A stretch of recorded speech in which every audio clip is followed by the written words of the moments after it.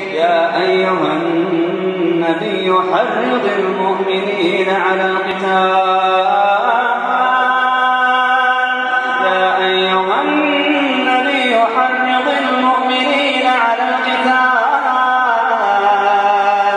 إن يكن منكم 20 صابرون يغلبوا 200 وإن يكن منكم 100 يغلبوا 1000 من الذين كفروا بأنهم قوم لا يفقهون. الآن خفف الله عنكم وعلم أن فيكم ضعفا فإن يكن منكم 100 صابرة يغلبوا 200 وإن يكن منكم 1000 يغلبوا 2000 بإذن الله والله مع الصابرين.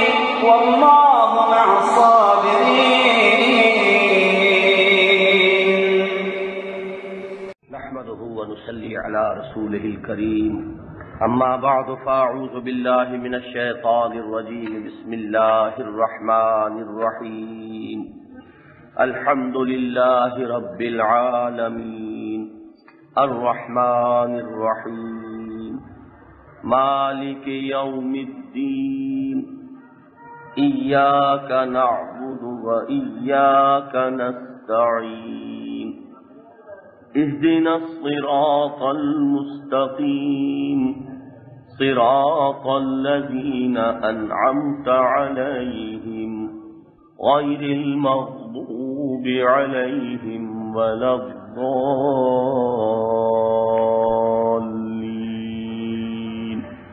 آمين. رب اشرح لي صدري ويسر لي أمري واحلل عقدة من لساني يفقهوا قولي. حضرات، پچھلے درس میں ہم نے سورہ فاتحہ کے بارے میں بعض بنیادی اور تعارفی امور پر بحث کی تھی.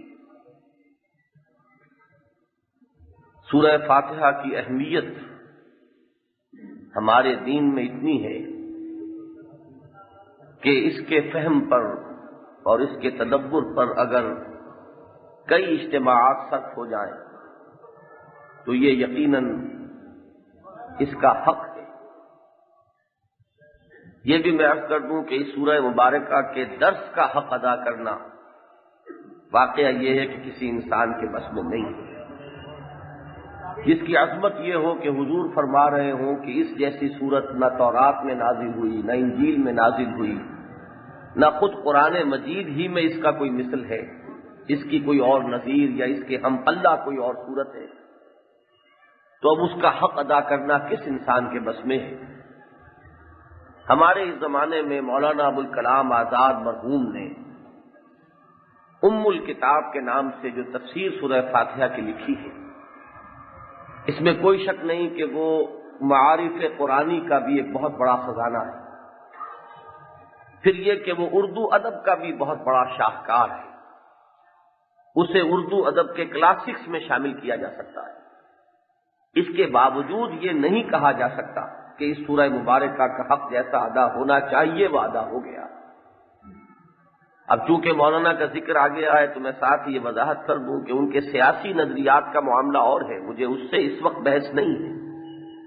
وہ اتفاق والا معاملہ ہو یا اختلاف والا معاملہ ہو، وہ ایک علیحدہ بحث ہے. اس وقت میں ان کے صرف اس تفسیر سورہ فاتحہ کے بارے میں گفتگو کر رہا ہوں.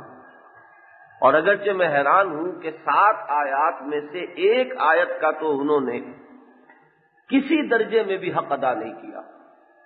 بڑا مختصر سا ایک پیرا لکھ کر وہ گزر گئے ہیں، حالانکہ وہ مرکزی آیت ہے سورہ مبارکہ کی.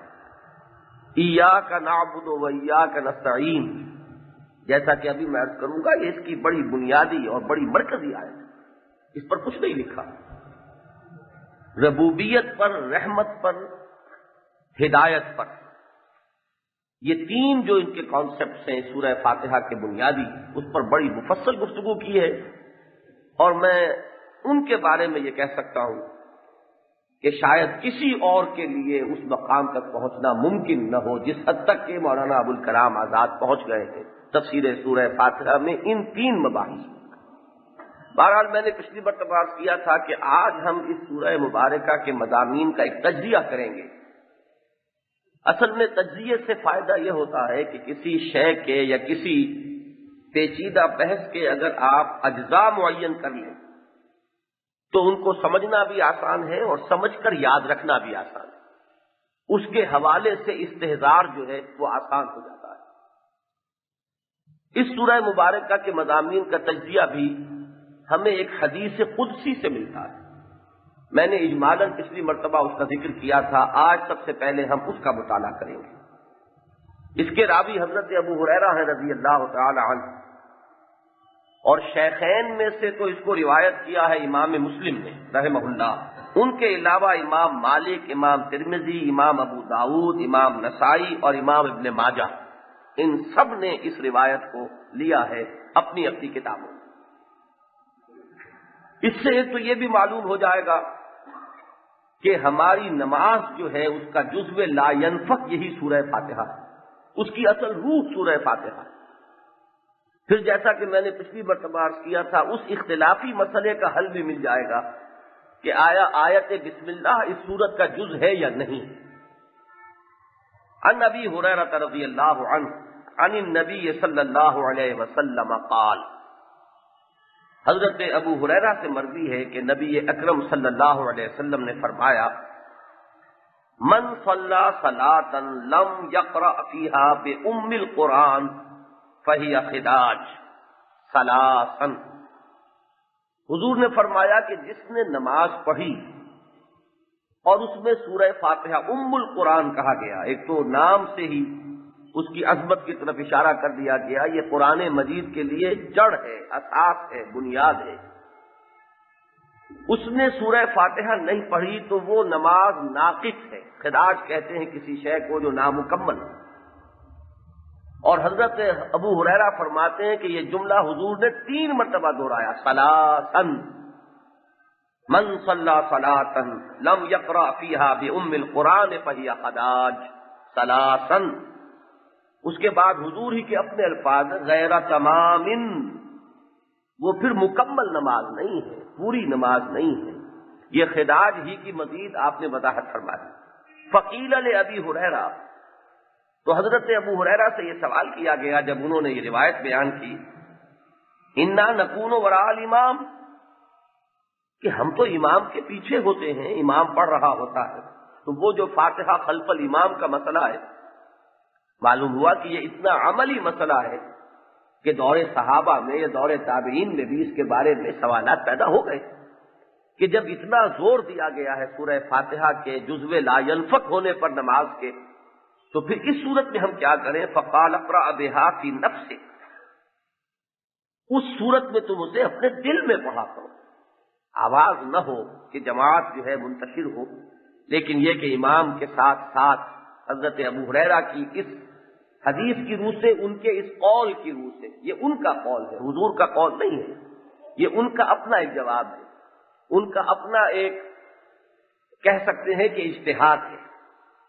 فَإِنِّي سَمِعْتُ النَّبِيَّ صلی اللہ علیہ وسلم، اب آگے وہ حدیث شروع ہو رہی ہے، اس لیے کہ میں نے خود سنا ہے نبی اکرم صلی اللہ علیہ وسلم کو فرماتے ہوئے، یقول قال اللہ عز وجل، حضور نے فرمایا کہ اللہ تعالیٰ یہ ارشاد فرماتا ہے۔ اب یہاں سے حدیث قدسی شروع ہو گئی کہ حضور بیان فرما رہے ہیں، لیکن یہ صراحت فرما کر کہ یہ اللہ نے فرمایا، قسمت الصلاۃ بینی و بین عبدی نصفین، میں نے نماز کو تقسیم کر لیا ہے اپنے اور اپنے بندے کے مابین آدھا آدھا۔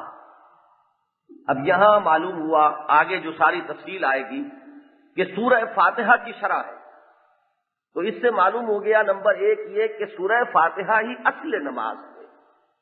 قسمت الصلاۃ بینی و بین عبدی نصفین، میں نے نماز کو اپنے اور اپنے بندے کے مابین آدھا آدھا تقسیم کر لیا ہے، وَلِعَبْدِي مَا سَأَلَ، اور میرے بندے کے لیے ہے جو اس نے مانگا۔ فَإِذَا قَالَ الْعَبْدُ، اب یہاں الفاظ بتا رہے ہیں کہ حدیث قدسی ختم ہو گئی ہے، کیونکہ اذا قال العبد قال اللہ عز وجل، جب بندہ یہ کہتا ہے تو اللہ عز وجل یہ فرماتا ہے۔ اب یہ الفاظ حضور کے ہو سکتے ہیں، اللہ تعالیٰ کے نہیں ہو سکتے۔ یعنی حدیث قدسی کے الفاظ تو اتنے ہی ہے، قسمت الصلاۃ بینی و بین عبدی نصفین فلعبدی ما سأل، میں نے نماز کو اپنے اور اپنے بندے کے مابین آدھا آدھا تقسیم کر لیا ہے، اور میرے بندے کے لیے ہے جو اس نے طلب کیا۔ حدیث قدسی اتنی ہے۔ اب اس حدیث قدسی کی شرح حضور فرما رہے ہیں مزید وضاحت کے ساتھ، اذا قال العبد، جب بندہ کہتا ہے الحمدللہ رب العالمین، قال اللہ عز وجل حمدنی عبدی، جب بندہ کہتا ہے الحمدللہ رب العالمین، اللہ فرماتا ہے عز وجل میرے بندے نے میری حمد کی۔ وَإِذَا قَالَ الرَّحْمَٰنِ الرَّحِيمِ قَالَ اللَّهُ عَزَّ وَجَلَّ أَثْنَىٰ عَلَيَّ عَبْدِي، جب بندہ کہتا ہے الرحمن الرحیم، اللہ تعالی عز وجل فرماتے ہیں میرے بندے نے میری ثنا کی۔ وَإِذَا قَالَ مَالِكِ يَوْمِ الدِّينِ، اور جب بندہ کہتا ہے مالک یوم الدین، قال اللہ مجدنی عبدی، اللہ فرماتا ہے میرے بندے نے میری بزرگی بیان کی۔ وقال مرۃ فوض الی عبدی، اور ایک مرتبہ حضور نے یہاں الفاظ بدل کر یہ فرمایا کہ جب بندہ کہتا ہے مالک یوم الدین تو اللہ فرماتا ہے کہ میرے بندے نے اپنے آپ کو میرے حوالے کر دیا ہے، یعنی مجھے اپنا مالک تسلیم کر لیا، یوم الدین کا اختیار مطلق میرے ہاتھ میں ہونا مان لیا، تو گویا کہ بندے نے اپنے آپ کو میرے حوالے کر دیا ہے۔ فَإِذَا قَالَ إِيَّاكَ نَعْبُدُ وَإِيَّاكَ نَسْتَعِينُ، جب بندہ کہتا ہے ایاک نعبد و ایاک نستعین، قال ھذا بینی و بین عبدی، یہ ہے میرے اور میرے بندے کے مابین، ولعبدی ما سأل، اور میرے بندے کے لیے ہے جو اس نے مانگا۔ فاذا قال، اور جب بندہ کہتا ہے اهدنا الصراط المستقیم صراط الذین انعمت علیہم غیر المغضوب علیہم ولا الضالین، قال ھذا لعبدی ولعبدی ما سأل، تو اللہ تعالیٰ فرماتا ہے کہ یہ میرے بندے کے لیے ہے، اور میں نے اپنے بندے کو عطا فرمایا جو اس نے مجھ سے مانگا۔ اب یہ جو بڑی پیاری وضاحت ہمیں مل گئی حدیث میں، اور حدیث بھی اس پائے کی ہے، صحیحین کے رتبے کی حدیث ہے، تو اس سے ایک طرف تو یہ معلوم ہوا کہ نماز کا اصل جوہر، نماز کا اصل لب لباب، اصل نماز سورہ فاتحہ۔ ایک یہ بھی معلوم ہو گیا کہ آیت بسم اللہ اس سورت کا جز نہیں ہے۔ امام اعظم رحمۃ اللہ علیہ کی یہ رائے بہت وزنی ہے، اس لیے کہ اس میں آیت بسم اللہ کا ذکر نہیں ہے۔ ویسے بھی ایک ذوق سلیم جو ہے وہ بھی اس کا کچھ فیصلہ کرتا ہے، اس لیے کہ اس میں تکرار بہت ہو جاتی ہے۔ بسم اللہ الرحمن الرحیم، الحمد للہ رب العالمین الرحمن الرحیم، تو یہ تکرار جو ہے یہ بھی ذوق کے مطابق نہیں ہے۔ بسم اللہ علیحدہ ایک آیت ہے، اور وہ وہاں اس لیے درج ہے کہ ہر سورت کے شروع میں درج ہے، بطور ایک علامت کے کہ اب نئی سورت شروع ہو رہی ہے، سوائے ایک سورت سورہ توبہ کے۔ اصل میں سورہ فاتحہ جو شروع ہوتی ہے وہ الحمدللہ رب العالمین سے شروع ہوتی ہے۔ اب ذرا اس چیز کو ذہن میں رکھیے، تو اس سورہ مبارکہ کے 3 حصے بن جاتے ہیں۔ ایک حصہ جو پہلی 3 آیات پر مشتمل ہے وہ کل کا کل اللہ کے لیے، حمد اللہ کی، ثنا اللہ کی، تمجید اللہ کی، یہ ساری حمد و ثنا اور تمجید جو ہے یہ اللہ کی ہے، تو ایک حصہ کلیتاً اللہ کا ہوا، الحمدللہ رب العالمین الرحمن الرحیم مالک یوم الدین، یہ 3 آیات ہیں۔ آخری 3 آیات جو ہیں یہ ایک استدعا ہے، ایک دعا ہے، ایک درخواست ہے، اہدنا الصراط المستقیم صراط الذین انعمت علیہم غیر المغضوب علیہم ولا الضالین، یہ ہدایت جو ہے یہ بندے کی احتیاج ہے، بندے کی ضرورت ہے، لہذا اس کے بارے میں اللہ نے فیصلہ فرمایا یہ میرے بندے کے لیے ہے، اور میرے بندے نے جو مجھ سے مانگا میں نے دیا۔ پہلی 3 آیات اللہ کے لیے، آخری 3 آیات بندے کے لیے۔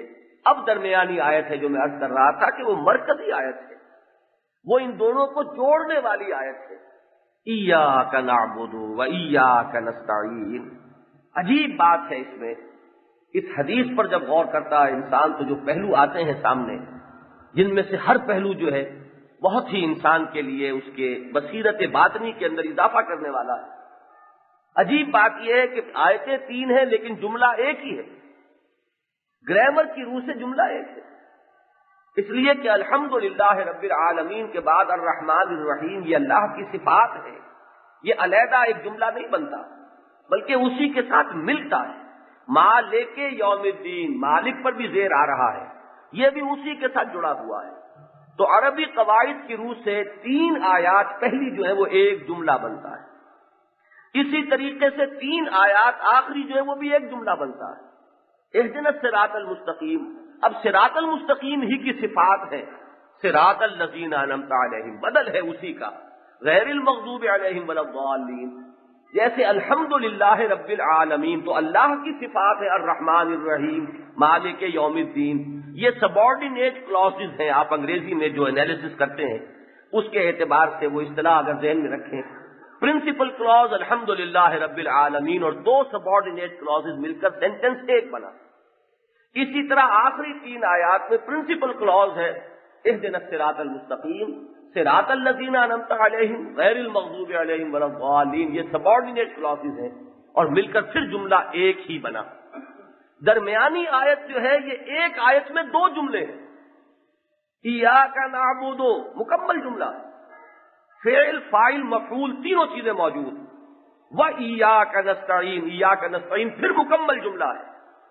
پہلی 3 آیات ایک جملہ، آخری 3 آیات ایک جملہ، درمیانی آیت ایک لیکن جملے 2، تاکہ تقسیم بالکل برابر ہو جائے۔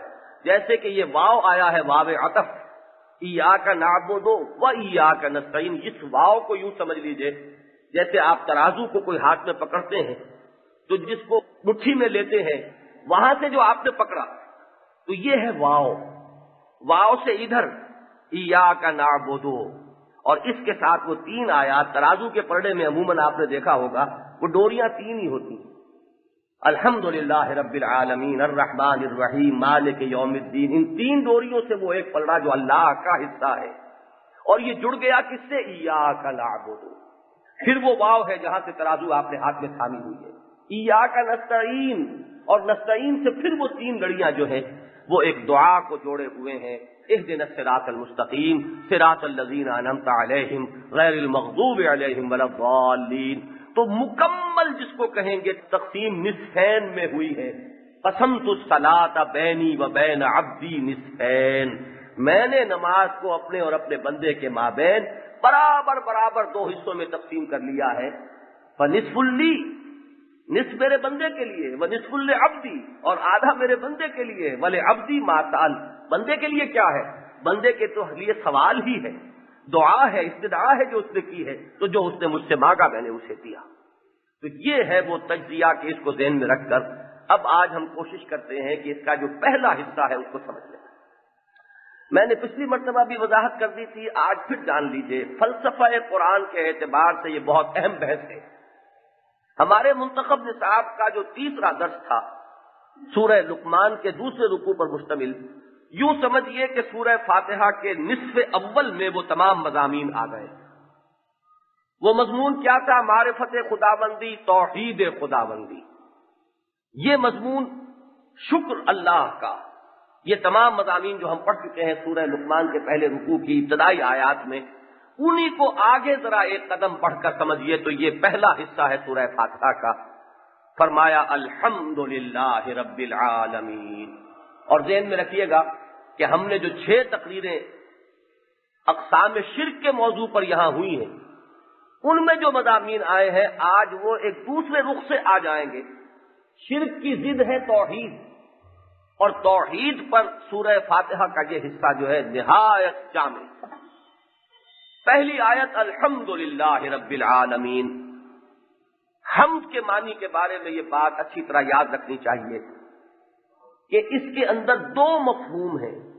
بنیادی مفہوم ہے شکر کا، وہی جو سورہ لقمان میں ہم پڑھ چکے، وَلَقَدْ آتَيْنَا لُقْمَانَ الْحِكْمَةَ أَنِ اشْكُرْ لِلَّهِ وَمَنْ يَشْكُرْ فَإِنَّمَا يَشْكُرُ لِنَفْسِهِ۔ تو شکر کے بارے میں نے عرض کیا تھا کہ کسی منعم کا شکر ادا کیا جاتا ہے اس کے کسی احسان اور انعام پر، اس نے آپ کے ساتھ بھلائی کی، کوئی آپ کی ضرورت پوری کی، کوئی آپ کی تکلیف رفع کی، تو آپ اس کا شکر کریں گے۔ اس سے ذرا آگے بڑھ کر ایک ایسی ہستی کا تصور کیجئے جس میں کمالات ہیں، محاسن ہیں، چاہے آپ کو براہ راست اس سے کوئی فائدہ نہ پہنچ رہا ہو. ایک پھول ہے، آپ نے دیکھا بہت خوبصورت ہے، آپ کی کوئی ضرورت اس کو دیکھنے سے پوری نہیں ہوئی، لیکن آپ اس کی تعریف کرتے ہیں. عمدہ چیز ہے، بہت خوبصورت پھول ہے، اس میں خوشبو بڑی اعلیٰ ہے. یہ ہے اس کے حسن یا اس کے کمال کی تعریف. اسی طریقے سے کوئی منظر ہے بہت عمدہ، بہت اعلیٰ، اس منظر کی تعریف کرتے ہیں. کسی میں کوئی ایسا وصف ہے جو محمود ہے، عمدہ وصف ہے، آپ اس کی ثنا کرتے ہیں، اس کی تعریف بیان کرتے ہیں، چاہے اس کے اس وصف سے براہ راست آپ کو کوئی فائدہ پہنچا ہو یا نہ پہنچا ہو. تو اگر تو کسی ہستی سے آپ کو کوئی فیض پہنچا ہے تو آپ شکر کرتے ہیں، اور اگر کسی میں کوئی حسن ہے، کوئی کمال ہے، کوئی خیر ہے، کوئی خوبی ہے، چاہے اس سے براہ راست آپ کو کوئی فائدہ نہ پہنچا ہو تو آپ اس کی تعریف کرتے ہیں. جب ان دونوں چیزوں کو آپ جمع کر لیں گے، شکر اور تعریف، تو یہ لفظ حمد بن جائے گا. لفظ حمد کا عام طور پر ترجمہ ہمارے ہاں صرف تعریف سے کر دیا جاتا ہے، کل تعریف اللہ کے لیے، لیکن اس سے بات پوری نہیں ہوتی. بنیادی مفہوم جو حمد میں ہے وہ شکر کا ہے. البتہ شکر پر اضافہ ہو جائے گا تعریف کا، تو شکر اور تعریف کو جب آپ جمع کر دیں گے تو وہ لفظ حمد بن جائے گا. ایک بات اور بھی نوٹ کر لیجئے، تعریف کا لفظ بھی عربی کا ہے. عربی میں تعریف کا لفظ اس معنی میں نہیں بولا جاتا جس معنی میں ہم اردو میں بولتے ہیں. عربی میں اس کے لیے لفظ ثنا ہے. ثنا کے کیا معنی ہے میں نے بتایا تھا آپ کو، دوہرا کرنا. کسی میں کوئی وصف ہے، آپ نے وہ وصف اس کے سامنے بیان کیا، گویا کہ اس کا وصف اس کی طرف لوٹایا. کسی پھول کی خوبصورتی ہے آپ نے بیان کی تو اس کے وصف کو اس کی طرف لوٹا دیا. تو یہ لوٹانا، دہرانا، یہ اصل میں ثنا کا مفہوم ہے. تو ثنا یہ ہے کہ کسی کے حسن اور کسی کے کمال اور کسی کی خوبی کو بیان کیا جائے، یہ ثنا ہے. اور اگر اس سے کوئی خیر، کوئی نفع، کوئی بھلائی آپ کو پہنچی ہے تو اب یہ صرف ثنا نہیں ہوگا، یہ شکر ہو جائے گا. اور ان دونوں کو جب جمع کریں گے تو یہ ہے لفظ حمد. میں نے جب سورہ سبا کا درس یہاں شروع ہوا تھا، یاد ہوگا آپ کو، بڑی وضاحت کے ساتھ عرض کیا تھا کہ لفظ حمد کا ہمارے دین سے بڑا گہرا تعلق ہے. ہم اس امت کا نام ہی حمادون ہے، بہت حمد کرنے والے. ہمارے نبی اکرم صلی اللہ علیہ وسلم کے جو نام ہیں وہ اسی حمد کے مادے سے ماخوذ ہیں. قرآن مجید میں آپ کا نام محمد آیا، احمد آیا، اسمہ احمد. احمد بھی حمد سے تفضیل کا صیغہ ہے.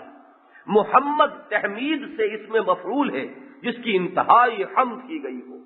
حضور فرماتے انا حامد، انا احمد، انا محمد، میں حامد بھی ہوں، میں محمود بھی ہوں، میں محمد بھی ہوں. تو یہ تمام اسماء جو ہے آپ کے اکثر و بیشتر یہ اس لفظ حمد سے ماخوذ ہے. پھر یہ کہ جو مقام آپ کو ملنے والا ہے قیامت میں، اس کو قرآن نے نام دیا مقام محمودا. عسیٰ ان یبعثک ربک مقاما محمودا. کیا عجب کہ اے نبی آپ کو آپ کا رب مقام محمود عطا فرمائے. ایک حدیث میں آتا ہے کہ میدان حشر میں حضور اپنے بارے میں فرماتے ہیں لواء الحمد بیدی، اللہ کی حمد کا جھنڈا میرے ہاتھ میں ہوگا. اور جب وہ میدان حشر میں دربار خداوندی لگے گا تو حمد جو ہے اللہ تعالیٰ کی وہ میں کروں گا. اور اس روز کیونکہ پوری نوع انسانی کے گلے سرسبد آپ ہیں، آپ ہیں پوری نوع انسانی کے سردار، آپ ہیں گویا کہ حاصل انسانیت، لہذا دربار خداوندی میں مجھے شعر یاد آ گیا ہے امیر خسرو کا کہ خدا خود میر محفل بود اندر لا مکاں خسرو، محمد شمع محفل بود شب جائے کہ من بودم. اب ایک لا مکاں کی محفل کا یہ تذکرہ کر رہے ہیں تشبیہ کے انداز میں کہ اللہ تعالیٰ تو میر محفل تھے اور محمد صلی اللہ علیہ وسلم شمع محفل تھے. تو وہ کیفیت جو ہے کسی درجے میں ہوگی کہ اللہ تعالیٰ کی جب عدالت لگے گی اور نوع انسانی کھڑی ہوگی، اس وقت حمد کرنے والے ہوں گے اللہ کی محمد الرسول اللہ صلی اللہ علیہ وسلم. اور حضور فرماتے کہ اس روز جو میں حمد کروں گا اللہ کی وہ آج نہیں کر سکتا، اس لیے کہ اس وقت جو اور نئے نئے انکشافات ہوں گے عظمت خداوندی کے. تو ظاہر بات ہے کہ کسی چیز کی حمد اس انکشاف حقیقت کی نسبت ہی سے کی جا سکتی ہے کہ جو ہوا ہو کسی پر. تو نبی اکرم صلی اللہ علیہ وسلم فرماتے اس روز جو میں حمد کروں گا وہ آج نہیں کر سکتا. پھر یہ بھی ذہن میں رکھیے کہ معرفت خداوندی کے ضمن میں ہمیں یہ بات نبی اکرم صلی اللہ علیہ وسلم نے بتائی کہ التسبیح نصف المیزان والحمدللہ تملؤہ. تسبیح جو ہے کلمہ سبحان اللہ، اس سے میزان معرفت خداوندی نصف ہو جاتی اور الحمدللہ کے کلمے سے پر ہو جاتی. اور بعض روایات میں الفاظ آئے تملؤ ما بین السماوات والارض، آسمانوں اور زمین کا کل خلا جو ہے اس کلمہ الحمدللہ سے پر ہو جاتا ہے. تو یہ ہے اس لفظ حمد کی اہمیت. اور ایک بات میں نے اس وقت نوٹ کرائی تھی، آج پھر دوہرا رہا ہوں. عجیب مجھے نظر آیا قرآن مجید میں کہ ایک بالکل ایک جیسے وقفوں کے بعد وہ صورتیں آتی ہیں جو اس کلمہ الحمد سے شروع ہوتی ہیں. سورہ فاتحہ کے بعد ذرا چلیے گا آپ، تقریباً 6-7 پارے کے وقفے سے آپ کو ملے گی سورہ انعام. سورہ فاتحہ الحمدللہ رب العالمین سے، سورہ انعام الحمدللہ سے، پھر 15ویں پارے میں سورہ کہف شروع ہوگی الحمدللہ الذی انزل علی عبدہ الکتاب ولم یجعل لہ عوجا. پھر 22ویں پارے میں 2 صورتیں یکجا مل جائیں گی، سورہ سبا اور سورہ فاطر، اور دونوں کا آغاز ہوا ہے کلمہ الحمدللہ سے. تو یہ ہے وہ کلمہ. اب آپ غور کیجئے اس سے شرک کی کس طرح جڑ کٹی. شرک کی تو بنیاد ہی یہ ہے کہ کسی شے میں آپ کو کوئی عظمت نظر آئی اور آپ کا دل جو ہے اس کی عظمت کے احساس سے جھک گیا. آپ کے اندر اس کی عظمت کا احساس اتنا پیدا ہوا کہ خود بخود دل جھک گیا. جب انسان اس حقیقت کو پا لیتا ہے کہ کسی میں کوئی عظمت نہیں ہے، عظمت کل کی کل صرف اللہ کے لیے، العظمت للہ، کسی شے کا کوئی حسن ہے ہی نہیں، حسن صرف اللہ کا ہے. سورج میں اپنا تو کچھ نہیں ہے، کوئی کمال اس کا ذاتی نہیں ہے، یہ تو اللہ کا مدیت کردہ ہے. چاند میں کوئی شے اپنی نہیں ہے، اللہ کی پیدا کردہ ہے. آگ میں کوئی وصف اپنا نہیں ہے کہ اسے اگنی دیوی مان لیں اور اس کے آگے ہاتھ جوڑ دیں، یہ اللہ نے اس میں وصف پیدا کیا.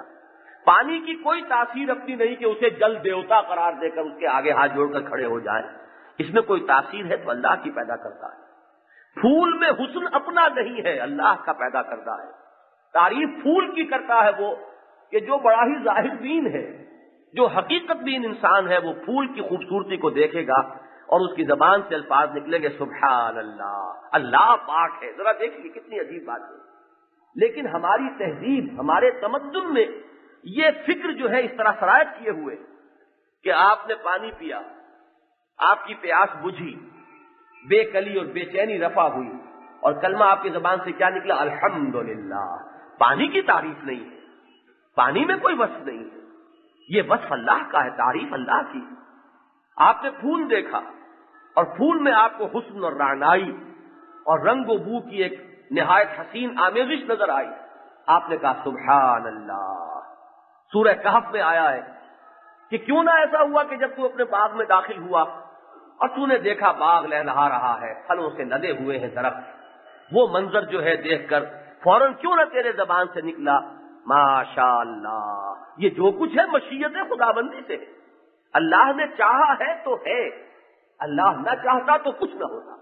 لاکھ آپ کی محنتیں ہوتی، لاکھ آپ نے آپ پاشی کا نظام قائم کر لیا ہوتا، لاکھ آپ نے اس کے اوپر سر توڑ محنت کی ہوتی، کچھ نہ ہوتا اگر اللہ نہ چاہتا. اور اگر کچھ ہے تو صرف اس کی مشیت سے. لولا اذ دخلت جنتک قلت ما شاء اللہ. کیوں ایسا نہ ہوا کہ جب تو اپنے باغ میں داخل ہوا تو نے اسے دیکھا لدے پھدے ہوئے پھلوں کے ساتھ، تو تیری زبان سے کلمہ نکلتا ماشاء اللہ. تو اب یہ تمام کلمات جو ہیں یہ در حقیقت شرک کا سر کچلنے والے کلمات ہیں. یہ دوسری بات ہے کہ وہ صرف ایک عادت ثانیہ بن جائے، سبحان اللہ، الحمدللہ اور ماشاء اللہ اور انشاءاللہ آپ کی زبان سے نکلتا رہے صرف تکیہ کلام کی حیثیت سے، اور اس کی حقیقت کا کوئی انعکاس آپ کے احساسات میں نہ ہو، تب تو بات دوسری ہے. لیکن اگر کسی درجے میں بھی اس کا پرتو انسان کے باطن پر پڑ رہا ہو، یہ کلمات ادا ہو رہے ہوں ایک گہرے تاثر کے ساتھ، تو آپ یہ سمجھ لیجئے کہ شرک کی جڑ کٹ گئی. اب کسی اور کے لیے کیا باقی رہ گیا؟ کسی کے لیے نہ شکر ہے، نہ کسی کے لیے کوئی ثنا ہے. کل کا کل شکر، کل کا کل ثنا اللہ کے لیے ہے. ہمیں جو کچھ مل رہا ہے اس کے دیے مل رہا ہے. آپ نے کھانا کھایا، چاہے کتنے ہی بے شمار سلسلوں سے ہو کر وہ کھانا تیار ہوا، کسی کاشتکار کی محنت ہے جو اس نے زمین پر کی ہے، بیج اس نے ڈالا ہے، کھیت اس نے سینچا ہے، بڑی محنت اس نے کی ہے، پھر اس کو کاٹا ہے فصل کو، پھر لوگ نہ معلوم کن کن مراحل سے گزر کر وہ بوریوں میں بھر کر کہاں سے ہو کر آپ کی منڈیوں میں پہنچا ہے، آپ کے پاس آیا ہے، اس کو پیس کر آٹا بنا کر اس سے روٹی پکائی گئی ہے. یہ نہ معلوم کتنا لمبا سلسلہ. اور ابھی تو یہ سلسلہ وہ ہے جو ہم جانتے ہیں. اس گندم کے ایک دانے کے وجود میں آنے میں کتنی توانائی سورج کی لگی ہے، کتنی قوتیں زمین کی صرف ہوئی ہیں. پالتا ہے بیج کو مٹی کی تاریکی میں کون، اور کون لایا کھینچ کر پچھم سے بادے سازگار. پوری کائنات گویا کہ لگی ہوئی ہے اس ایک دانے کو بنانے کے لیے. لیکن ہم اس پورے سلسلے کو نظر انداز کر کے جو اصل مسبب الاسباب ہے ہم اس کی طرف رجوع کرتے ہیں کہ کھانا کھا کر اگر ذوق کم ہو گیا اور وہ جو انسان پر اضمحلال تھا بھوک کی وجہ سے دور ہو گیا تو فوراً زبان پر کلمات آئیں گے، الحمدللہ الذی اطعمنی وسقانی وجعلنی من المسلمین. اس اللہ کا شکر ہے جس نے مجھے کھلایا اور پلایا اور مجھے مسلمانوں میں سے کیا. اب آپ بتائیے کہ شرک کا امکان کہاں رہا؟ نہ مظاہر پرستی کا امکان رہا، نہ شمس پرستی کا امکان رہا، نہ پانی کی پوجا کا امکان رہا. کسی چیز کا کوئی امکان نہیں. نہ کوئی انداتا ہے، کوئی انداتا نہیں. انداتا ایک ہی ہے، کوئی نہیں ہے جو کسی کو رزق بہم پہنچا سکتا ہو، صرف وہی ایک رزاق ہے. ان اللہ هو الرزاق ذو القوة المتین. وہی ہے کہ جو رزق پہنچا رہا ہے. تو جب آپ نے یہ تمام باتیں جو ہیں اللہ کے قدموں میں ڈال دی تو اب کسی اور کے لیے دینے کو آپ کے پاس کچھ ہے ہی نہیں. تو الحمد میں الف لام کا کلمہ جو ہے اس کو کہیں گے کہ یہ حصر کا کلمہ. کل حمد، کل شکر، کل ثنا اللہ کی ہے. میں شکر کو اہمیت اول حاصل ہے، اہمیت اولا، اور ثنا ثانوی درجے میں. تو اس پر اول تو یہ جو میں نے کچھ دعائیں آپ کو اس میں سنائی بھی ہیں ان سے بھی یہ بات جو ہے پورے طور پر سامنے آ جاتی ہے کہ جہاں مقام شکر ہے وہاں آپ کو قرآن مجید اور حدیث کی دعاؤں میں لفظ حمد ملے گا. کھانا کھایا، بھوک مٹی، یہ مقام شکر ہے. اور یہاں کلمہ کیا ہے؟ الحمدللہ الذی اطعمنی وسقانی وجعلنی من المسلمین. آپ اگر بیت الخلاء گئے تھے اور آپ کے فضلات جسم سے خارج ہو گئے اور آپ نے ایک بالکل جیسے انشراح ہو جاتا ہے طبیعت کو، ہلکے پھلکے ہو کر آپ باہر نکلے ہیں، اب آپ یہ مقام شکر ہے. اور آپ کے زبان پر الفاظ کیا آنے چاہیے؟ الحمدللہ الذی اذھب عنی الاذی وعافانی. اس اللہ کا شکر ہے جس نے مجھ سے اذیت بخش چیز کو دور کر دیا. پیشاب اگر رک جائے تو کیا قیامت برپا ہوگی. اگر یہ فضلات جسم کے اندر رک جائیں تو اسی سے تو سارا فساد جو ہے انسان کے جسمانی نظام کا وہ پیدا ہوتا ہے. تو اس اذیت بخش چیز کو ہم سے دور کر دیا، اس اللہ کا شکر ہے. الحمدللہ الذی اذھب عنی الاذی وعافانی.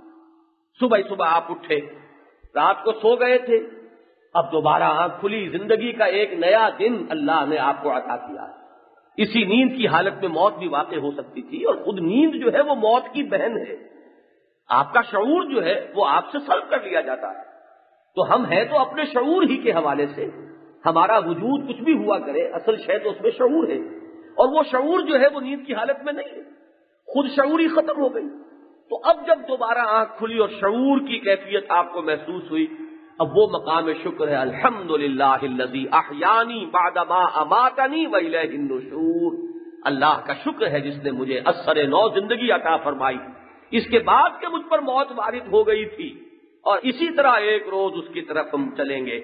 ایک نیند اور بھی آنی ہے جس کو ہم موت کہتے ہیں، اور اس سے بھی ایک روز اسی طرح صبح کو اٹھیں گے جیسے روزانہ صبح کو اٹھ جاتے ہیں، اور اپنے رب کے حضور میں ہم حاضر ہو جائیں گے.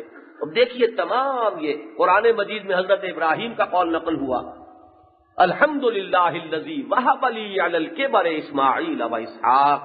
اب دیکھیے یہ مقام شکر ہے، مقام ثنا نہیں ہے. یہ ثنا میں نے عرض کیا اس چیز پہ ہوتی ہے کہ جو ایک وصف تو ہے، ایک حسن اور کمال کا مظہر ہے، لیکن اس سے آپ کو کوئی براہ راست فیض نہیں پہنچ رہا.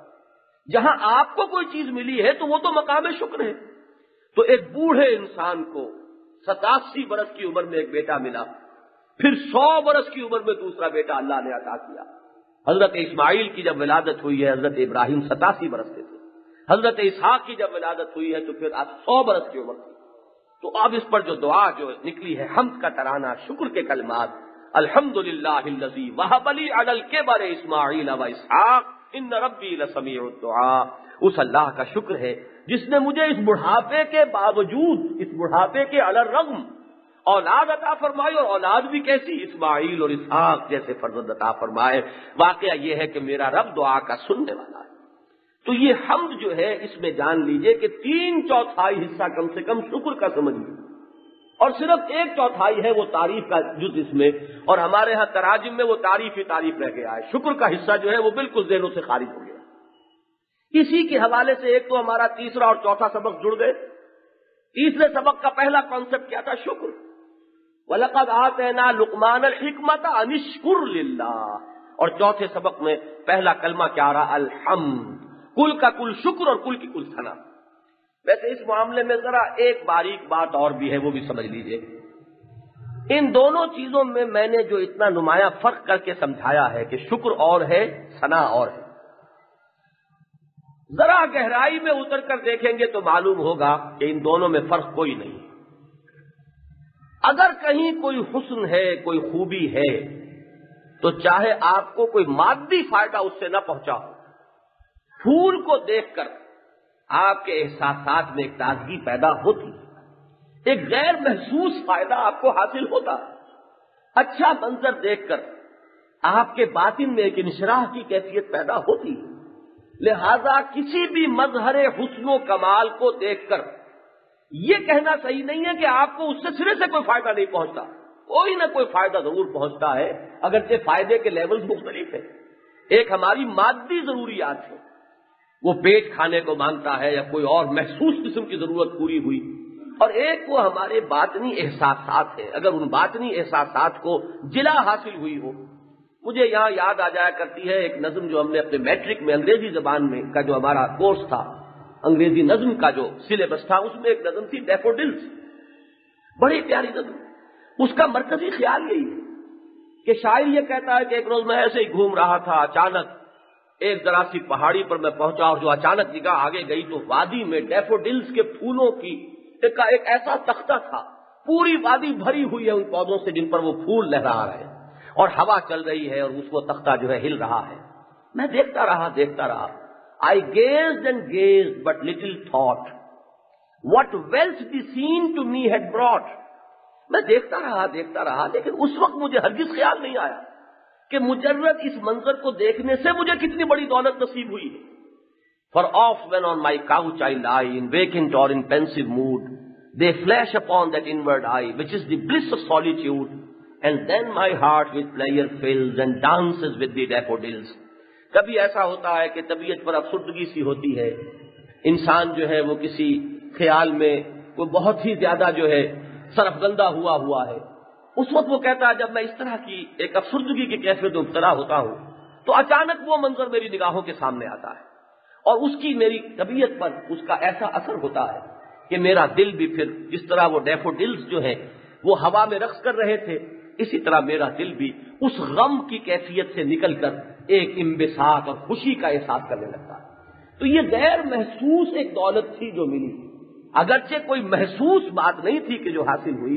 لہذا یہاں ذرا اگر گہرائی میں اتر کر دیکھا جائے تو شکر اور ثنا ایک ہو جائیں گے، اور جہاں جا کر یہ شکر اور ثنا ایک ہو جاتے ہیں وہی کلمہ حمد ہے.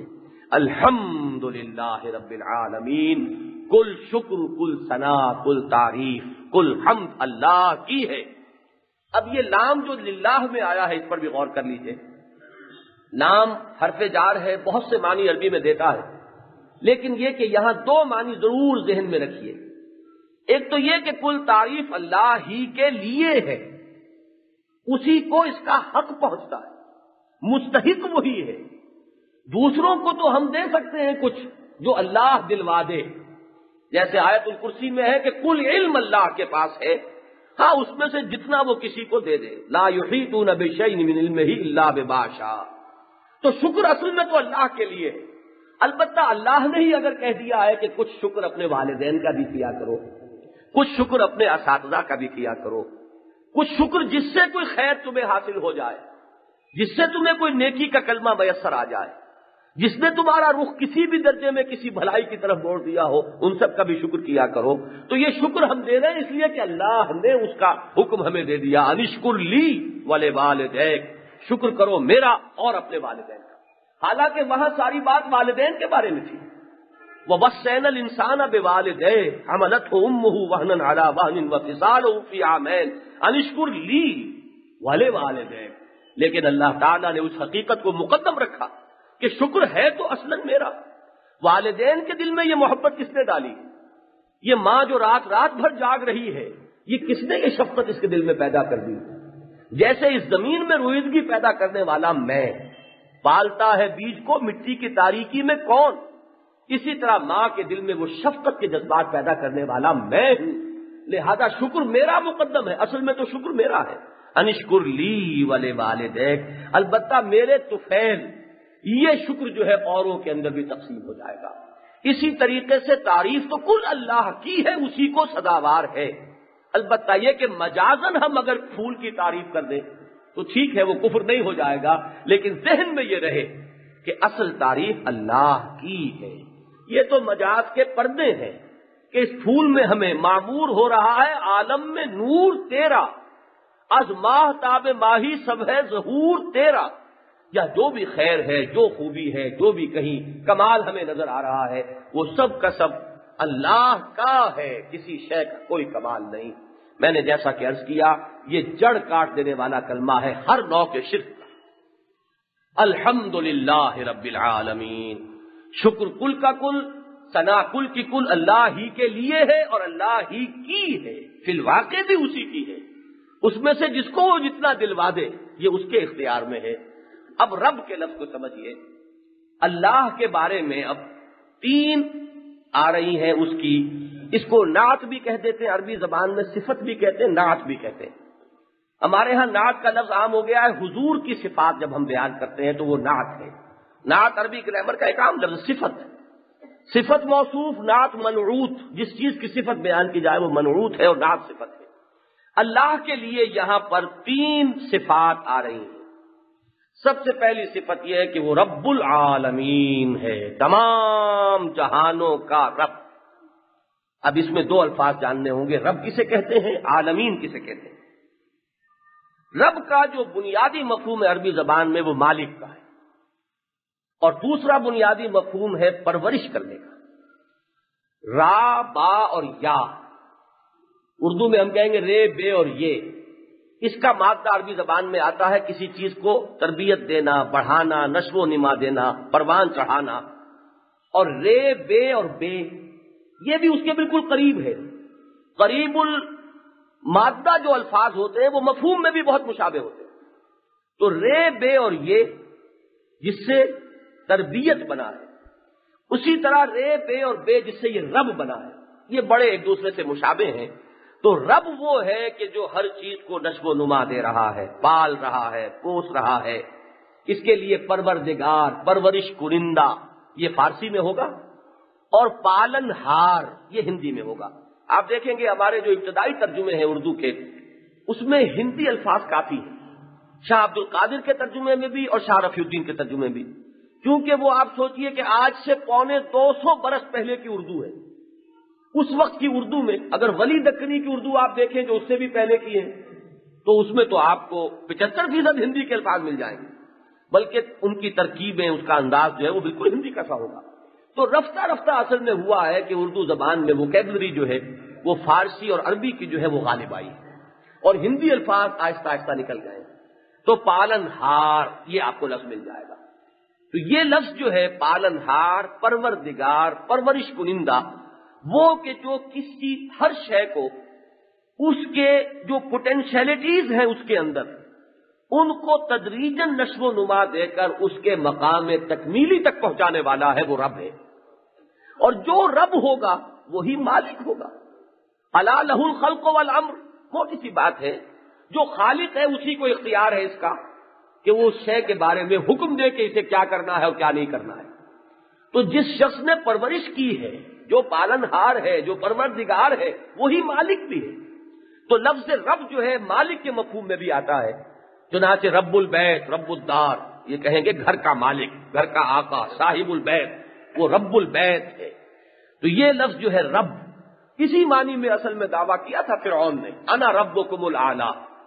دیکھیے اتنا احمق وہ بھی نہیں تھا کہ وہ یہ سمجھتا ہو اور یہ دعویٰ کرتا ہو کہ میں آسمانوں اور زمین کا خالق ہوں، ایسا پاگل تو نہیں تھا۔ اور نہ اتنے پاگل لوگ تھے جو اس کو اپنا رب مانتے تھے، وہ تو نہ معلوم کتنے بڑے بوڑھے وہاں ہوں گے جنہوں نے اس کی پیدائش کا وقت بھی دیکھا ہو اور اس کو گھٹنوں چلتے بھی دیکھا ہو، اسے کیسے کوئی مان لے گا کہ یہ خالق ہے؟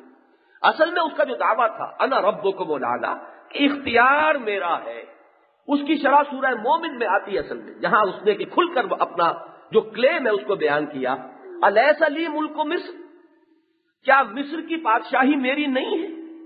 وہذہ الانہار تجری من تحتی، اور یہ سارا آبپاشی کا نظام میرے ہاتھ میں نہیں ہے، میں جس کو چاہوں جتنا پانی دے دوں۔ نہر میں پانی دے دیا آپ نے، اختیار دیا ہے تو ادھر کی جو زمینیں ہیں وہ جل تھل ہو جائیں گی اور اس میں خوب فصل آئے گی، اور جدھر سے چاہوں میں پانی کاٹ دوں، یہ اختیار میرا ہے۔ تو جب اختیار میرا تو حکم میرا چلے گا۔ مالک میں، ملک اور مالک میں فرق تو نہیں ہے۔ اسی لیے میں سورہ فاتحہ میں جو تیسری آیت میں مالک یوم الدین آتا ہے، اس کی ایک اور قرات جو ہے وہ ملک یوم الدین بھی ہے۔ مصری قراء کی قراتوں میں آپ نے یہ قرات سنی ہوگی۔ تو ملک اور مالک میں فرق نہیں، ملک بادشاہ صاحب اختیار، اور مالک بھی صاحب اختیار۔ جو کسی شے کا مالک ہے اسے اختیار حاصل ہے، اس کے بارے میں جو چاہے کرے۔ تو یہ رب جو ہے اس کے اندر یہ مفہوم ہے، اسی معنی میں اس نے دعویٰ کیا تھا کہ مصر میں تو اختیار میرا چلے گا، یہاں کا رب میں ہوں، یہاں کا مالک اور مختار میں ہوں۔ تو ہم نے جب کہا رب العالمین، رب العالمین کیوں ہے کہ اللہ پر چونکہ زیر آ گئی ہے، اس لیے اب تمام صفتیں جو ہیں وہ زیر کے ساتھ آئیں گی، لیکن اصل علیحدہ کہا جائے گا تو رب العالمین کہا جائے گا۔ تو رب العالمین کے کیا معنی ہوئے کہ ملکیت کی نفی ہو گئی کسی بھی غیر سے، یہاں کی ہر شے کا مالک وہ ہے، ہر شے کا مختار مطلق وہ ہے۔ عملی اعتبار سے سوچئے کہ نظری اعتبار سے توحید کی تکمیل ہو گئی الحمدللہ پر، عملی اعتبار سے توحید کی تکمیل ہو گئی رب العالمین پر۔ مالک وہ ہے، اختیار اس کا چلے گا۔ جو حضور نے فرمایا کہ لا طاعت لمخلوق فی معصیت الخالق، مخلوقات میں سے کسی کی اطاعت نہیں ہوگی جس میں خالق کی معصیت لازم آتی ہے۔ رب وہ ہے، مالک وہ ہے، ملکیت تامہ اسی کی ہے۔ یہ دوسروں کے پاس جو کچھ ہے یہ فریب ہے کہ یہ میرا ہے، تمہارا کہاں ہے؟ یہ اللہ کا ہے۔ این امانت چند روزہ نزد ماست، در حقیقت مالک ہر شے خداست۔ تمہیں محسوس ہوتا ہے کہ اختیار تمہارے ہاتھ میں، جو چاہو کر گزرو، یہ بھی دھوکہ ہے، غلط استعمال کر بیٹھو گے۔ تمہارے لیے صحیح روش یہ ہے کہ اپنے اختیارات اللہ ہی کے قدموں میں لا ڈالو، اس لیے کہ اصل میں یہ اختیار اسی کا ہے۔ تو رب العالمین نے در حقیقت جو عملی شرک ہے اس کی ساری جڑ کاٹ دی، اور الحمدللہ نے جو نظری اور فکری اور اعتقادی جو راستے ہیں جو شرک کی طرف لے جانے والے، ان سب کو مسدود کر دیا۔ تو اس پہلی آیت میں واقعہ یہ ہے کہ نظری اور عملی دونوں اعتبارات سے توحید کا بیان مکمل ہو گیا۔ رب العالمین، عالم اصل میں کسی بھی چیز کے لیے ایک مجموعی اور کلیکٹیو نام ہے، اور عالمین جمع ہے تمام جہانوں کا۔ اس میں اتنا حصر ہے، مختلف اعتبارات سے آپ گن سکتے ہیں۔ عالم دنیا، عالم آخرہ، عالم برزخ، تین عالم تو یہ ہیں جو ہم جانتے ہیں۔ یہ عالم دنیا ہے، اور آج یہاں آنکھ بند ہوئی آپ عالم برزخ میں پہنچ گئے، اور وہاں سے جب اٹھنا ہوگا وہ عالم آخرہ شروع ہو جائے گا۔ پھر یہ کہ عالم اجساد، عالم ارواح، یہ اس وقت بھی موجود ہیں دو عالم، عالم انس، عالم جن، عالم ملائکہ، یہ تین عالم اب بھی موجود ہیں۔ عالم خلق، عالم امر، تو یہ گنتے چلے جائیے، یہاں کوئی اس کی تعین کرنے کی، اس کی تعین کی ضرورت نہیں ہے، بلکہ صرف حصر اور احاطہ جو ہے وہ مقصود ہے۔ تمام جہانوں کا مالک اور پروردگار ہے اللہ، اور کل حمد اور کل ثنا اسی کی ہے۔ الحمدللہ رب العالمین۔ تو اب آپ غور کیجئے، واقعتاً اگر یہ شعور کی گہرائیوں میں سے یہ کلمہ ابھرے، یہ پہلی آیت ہی اگر زبان سے ابھری ہو، نکلی ہو، لیکن نکلی ہو شعور کی گہرائیوں سے، صرف زبان پر ٹیپ ریکارڈ کی طرح کا جو ہے ایک چیز جو ہے اس کے زبان ہی کے اوپر ہے اور وہیں سے وہ ادا ہو جاتی ہے، نہیں، بلکہ انسان کے احساسات اور شعور کی گہرائیوں سے ابھرے تو شرک کی تمام صورتوں کا یہاں ابطال ہو گیا۔ شرک کا سد باب کرنے کے بعد شرک بہرحال چونکہ ایک منفی پہلو ہے، اب جو اگلی آیت ہے اس میں اللہ تعالیٰ کی جو مثبت صفت ہے، بلکہ میں صحیح لفظ مجھے استعمال کرنا چاہیے، جو مثبت صفات ہیں اس کی صفات محمودہ، ان میں سے جو چوٹی کی صفت ہے وہ صفت رحمت ہے، اور اس صفت رحمت سے دو اللہ کے نام ہیں جو اس ایک آیت میں آ گئے، الرحمن الرحیم، دونوں پر زیر آ رہی ہے۔ وجہ کیا ہے؟ یہ وہی اللہ کے لیے بطور صفات آ رہے ہیں یہ نام، اللہ پر چونکہ لام حرف جار کی وجہ سے زیر آ گیا، الحمدللہ رب العالمین الرحمن الرحیم مالک یوم الدین، یہ زیر چلتا چلا جائے گا۔ اس لیے میں نے آپ سے عرض کیا تھا کہ یہ سبارڈینیٹ کلازز ہیں، اصل میں پرنسپل کلاز جو ہے وہ پہلی آیت ہے الحمدللہ رب العالمین، اور یہ باقی جو دو آیات ہیں یہ اس کے تابع آ رہے ہیں۔ رحمان اور رحیم، ان دونوں کا مادہ ایک ہی ہے، رحمت۔ سب سے پہلے تو اس رحمت کی جو اہمیت ہے اس کو جان لیجئے۔ سب سے زیادہ انسان محتاج جو ہے وہ اللہ تعالیٰ کے رحم اور اللہ کی رحمت کا ہے۔ اللہ تعالیٰ نے واقعہ یہ ہے کہ اگر کسی سے حساب لے لیا جیسا کہ حساب لینے کا حق ہے تو وہ مارا گیا، جس کا حساب لیا گیا وہ گیا، اس لیے کہ اللہ تعالیٰ کی کس کس نعمت کو ہم اکاؤنٹ فار کریں گے۔ فَبِأَيِّ آلَاءِ رَبِّكُمَا تُكَذِّبَانِ، بعض احادیث میں سمجھانے کے لیے ان چیزوں کو تمثیل کے پیرائے میں، واقعے کے پیرائے میں اس طرح بیان کیا گیا ہے کہ ایک شخص بہت ہی عابد اور بہت زاہد اور سال ہا سال کی عبادت اس کی تھی، اسے کچھ تھوڑا سا غرہ ہو گیا، کچھ غرور ہو گیا، کچھ ظلم ہو گیا، میں نے تو بڑی عبادت کی ہے، اللہ نے اس کو امتحان میں ڈالا۔ ایک وقت میں کوئی ایسی کیفیت ہوئی کہ شدید پیاس سے دوچار ہو گیا، پانی کہیں نہیں۔ اس وقت پھر کوئی آتا ہے، کوئی فرشتہ امتحان کی غرض سے، اور کہتا یہ 2 گھونٹ پانی، لیکن ساری جو اب تک کی عبادت ہے وہ دو گے تو یہ 2 گھونٹ پانی میں دوں گا۔ اور جان پر جو بنی ہوئی تھی اس وقت، اس نے اپنی کل عبادت جو ہے اس کا سودا کر لیا اس 2 گھونٹ پانی کے عوض۔ اور یہ ہم اپنے اوپر طاری کر کے سوچ سکتے ہیں، جب جان پر بنی ہوتی ہے انسان کے، ہوا اگر نہ ہو تھوڑی دیر کے لیے حبس شدید ہو جائے، جان پر بن جائے۔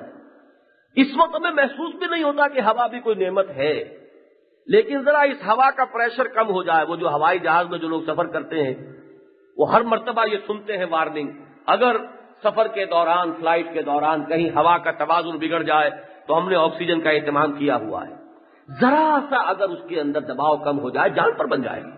معلوم ہوگا کتنی بڑی نعمت ہے یہ ہوا، جس کی کوئی قیمت نہیں ہے، جس کو آپ خریدتے نہیں ہیں کچھ دے کر۔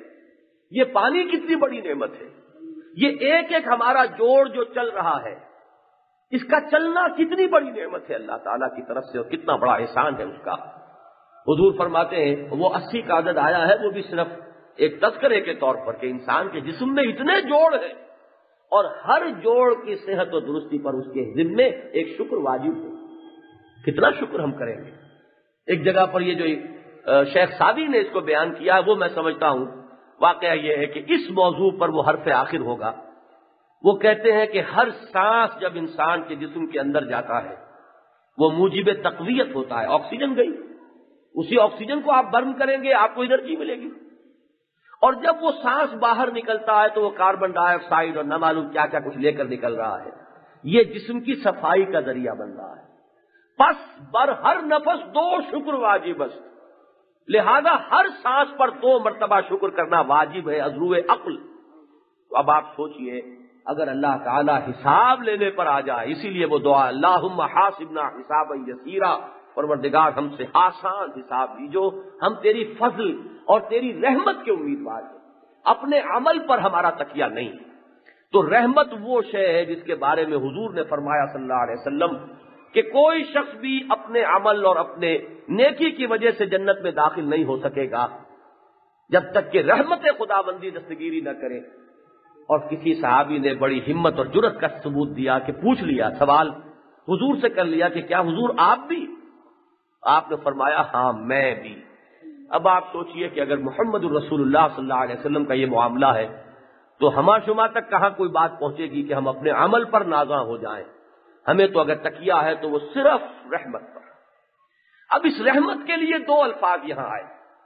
اللہ تعالیٰ کے ناموں میں سے یہ نام کس قدر کثرت سے ریپیٹ ہوئے ذرا اول تو یہ غور کیجئے. 114 مرتبہ تو یہ آیت بسم اللہ میں آ گئے. 113 مرتبہ تو آیت ہے سورتوں کے شروع میں آیت بسم اللہ، اور ایک مرتبہ جو سورہ توبہ میں نہیں ہے، سورہ توبہ کے شروع میں، تو سورہ نمل کے بیچ میں موجود ہے. حضرت سلیمان نے جو خط لکھا تھا ملکہ سبا کے نام، وہ شروع ہوا انہ من سلیمان وانہ بسم اللہ الرحمن الرحیم. تو یہ الرحمن اور الرحیم جو ہے سورہ حشر کے آخر میں بھی یہ دونوں الفاظ اسی طرح جڑواں آتے ہیں. سب سے پہلے جو آیت ہے 3 آیات میں اسماء خداوندی کا عظیم ترین جو گلدستہ ہے قرآن مجید میں، یکجا جو اسماء آپ کو ملیں گے سب سے زیادہ وہ سورہ حشر کی آخری 3 آیات ہیں. هو اللہ الذی لا الہ الا هو عالم الغیب والشہادہ هو الرحمن الرحیم. هو اللہ الذی لا الہ الا هو الملک القدوس السلام المؤمن المہیمن العزیز الجبار المتکبر سبحان اللہ عما یشرکون. یہ 3 آیات میں 15 اللہ کے نام ہیں یکجا. ان میں رحمان اور رحیم اسی شان کے ساتھ ہے کہ پہلی آیت میں اللہ کا لفظ آیا اور رحمان اور رحیم کا جس طریقے سے کہ آیت بسم اللہ میں ہے، جس طرح اس سورہ فاتحہ کے شروع میں. اب اس میں صرف یہ کہ ایک باریک سا فرق ہے رحمان اور رحیم میں. کچھ لوگوں نے تو اس کے اندر یہ مفہوم پیدا کیا ہے کہ رحمان الدنیا و رحیم الآخرہ. اللہ تعالیٰ کی رحمت کی 2 شانیں ہیں، ایک دنیا میں ظاہر ہوتی ہے شان وہ رحمانیت ہے، ایک آخرت میں ظاہر ہوگی شان رحمت کی وہ رحیمیت ہے. اس کی وجہ یہ ہے کہ رحیم بر وزن فعیل ہے. فعیل کے وزن پر صفت مشبہ آتی ہے عربی زبان میں، اور اس میں ایک دوام کا رنگ ہوتا ہے. تو آخرت چونکہ دائم ہے، ہمیشہ ہمیش کے لیے ہے، لہذا رحیم کو لوگوں نے آخرت کے ساتھ متعلق مانا. یہ دنیا جو ہے عارضی ہے. رحمان فعلان کے وزن پر ہے. فعلان میں عربی زبان میں وہ الفاظ آئیں گے اس وزن پر کہ جس میں کسی کیفیت میں عارضی طور پر بہت جوش پیدا ہو جاتا ہے، جوش و خروش کی کیفیت، لیکن ظاہر ہے کہ وہ عارضی ہوتی ہے. تو رحمانیت کو اس اعتبار سے دنیا سے متعلق مانا گیا، رحمان الدنیا و رحیم الآخرہ. لیکن بات اصل میں یہ پوری طرح بنتی نہیں ہے، یہ دونوں علیحدہ نہیں ہو سکتی. اس کو ایک نقطے کو سمجھ لیجئے. اس نقطے کو خوب بیان کیا ہے مولانا حمید الدین فراہی رحمۃ اللہ علیہ نے. اللہ تعالیٰ کی صفات اور اسماء جب قرآن میں آئیں بغیر حرف عطف کے، واو نہیں ہے، الرحمن والرحیم اگر آتا یا الرحمن والرحیم تو آپ ان کو جدا کر سکتے تھے. لیکن جب حرف عطف نہیں ہے، اور کمال یہ ہے کہ وہ سورہ حشر کی جو لاسٹ بٹ 1 آیت ہے اس میں 8 اسماء آئے ہیں ایک آیت میں، اور کہیں کلمہ عطف نہیں ہے. الملک القدوس السلام المؤمن المہیمن العزیز الجبار المتکبر، کئی حرف واو. اس سے انہوں نے نقطہ نکالا ہے کہ جہاں حرف واو نہیں آتا اس میں اس طرف رہنمائی ہے کہ یہ صفات ذات خداوندی میں بیک وقت موجود ہے. ان میں کوئی تقدیم و تاخیر نہیں ہے، کوئی زمانی کوئی فصل نہیں ہے کہ ایک وقت میں ایسا اور ایک وقت میں ایسا، معاذ اللہ. یہ تو ہماری تصور ہے. ہماری کیفیات ایسی ہوتی ہیں کہ ہمارے ہاں خوشی ایک وقت میں ہوگی، غمی ایک وقت میں ہو جائے گی، انشراح کسی وقت ہوگا اور کسی وقت قبض کی کیفیت ہو جائے گی، انقباض ہو جائے گا. اللہ تعالیٰ کی اسماء اور صفات ان میں کہیں اس نوع کی دوئی نہیں ہے. پلورلزم ہم نہیں شمار کریں گے، یہ بھی ایک طرح کا شرک بن جائے گا. اللہ کی ذات واحد ہے اور بآن واحد اس کی تمام صفات اس میں بیک وقت موجود ہیں. تو رحمان اور رحیم کا کوئی وہ مفہوم ہمیں تلاش کرنا ہوگا جس میں علیحدہ علیحدہ زمانی یا کوئی کیفیاتی جو ہے وہ بود اور فصل والا معاملہ نہ ہو، بلکہ بیک وقت وہ کیفیت تسلیم کی جائے. لہذا اس موضوع پر بھی اب آئندہ باقی بات جو ہے عرض کروں گا. بارک اللہ لی ولکم فی القرآن العظیم ونفعنی وإیاکم بالآیات والذکر الحکیم. نحمده ونصلی علی رسولہ الکریم. اما بعد فاعوذ باللہ من الشیطان الرجیم. بسم اللہ الرحمن الرحیم. الحمد للہ رب العالمین الرحمن الرحیم مالک یوم الدین ایاک نعبد وإیاک نستعین اهدنا الصراط المستقیم صراط الذین انعمت علیہم غیر المغضوب علیہم ولا الضالین آمین۔ رب اشرح لی صدری ویسر لی امری واحلل عقدۃ من لسانی یفقہوا قولی۔ حضرات، سورہ فاتحہ کے بارے میں کچھ ابتدائی گفتگو 2 اجتماعات میں ہو چکی ہے، اور پھر جو ہم نے علیحدہ علیحدہ آیات پر کسی قدر تفصیل کے ساتھ غور کرنا شروع کیا ہے، تو پہلی آیت پر گفتگو ہو چکی تھی اور دوسری آیت پر گفتگو جاری تھی جب پچھلا درس ختم ہوا ہے۔ سورہ فاتحہ کی دوسری آیہ مبارکہ اللہ تعالی کے 2 ناموں پر مشتمل ہے، الرحمن اور الرحیم۔ دونوں کا مادہ رحمت ہے، اور رحمت سے یہ 2 اسماء اللہ تعالی کے جو ماخوذ ہیں، تو اس سے ایک طرف تو ہمیں رہنمائی ملتی ہے اس بات کی طرف کہ اللہ کی صفات میں سے اور اس کے اسماء میں سے رحمت کا کس قدر گہرا تعلق ہے خلق کے ساتھ۔ پھر یہ کہ ان کے مابین کیا فرق ہے، تو میں نے عرض کیا تھا کہ چونکہ رحمان ہے فعلان کے وزن پر، اس وزن پر جو الفاظ آتے ہیں اس میں کسی صفت کی ہیجانی کیفیت ہوتی ہے۔ ہیجان بھی عربی کا لفظ ہے اور اسی وزن پر ہے، یعنی جوش خروش۔ اور رحیم ہے فعیل کے وزن پر، جس کے اس میں مشبہ اس وزن پر آتا ہے عربی زبان میں صفت مشبہ، اور اس میں دوام کا پہلو ہوتا ہے، کوئی چیز مستقل ہے، مسلسل ہے۔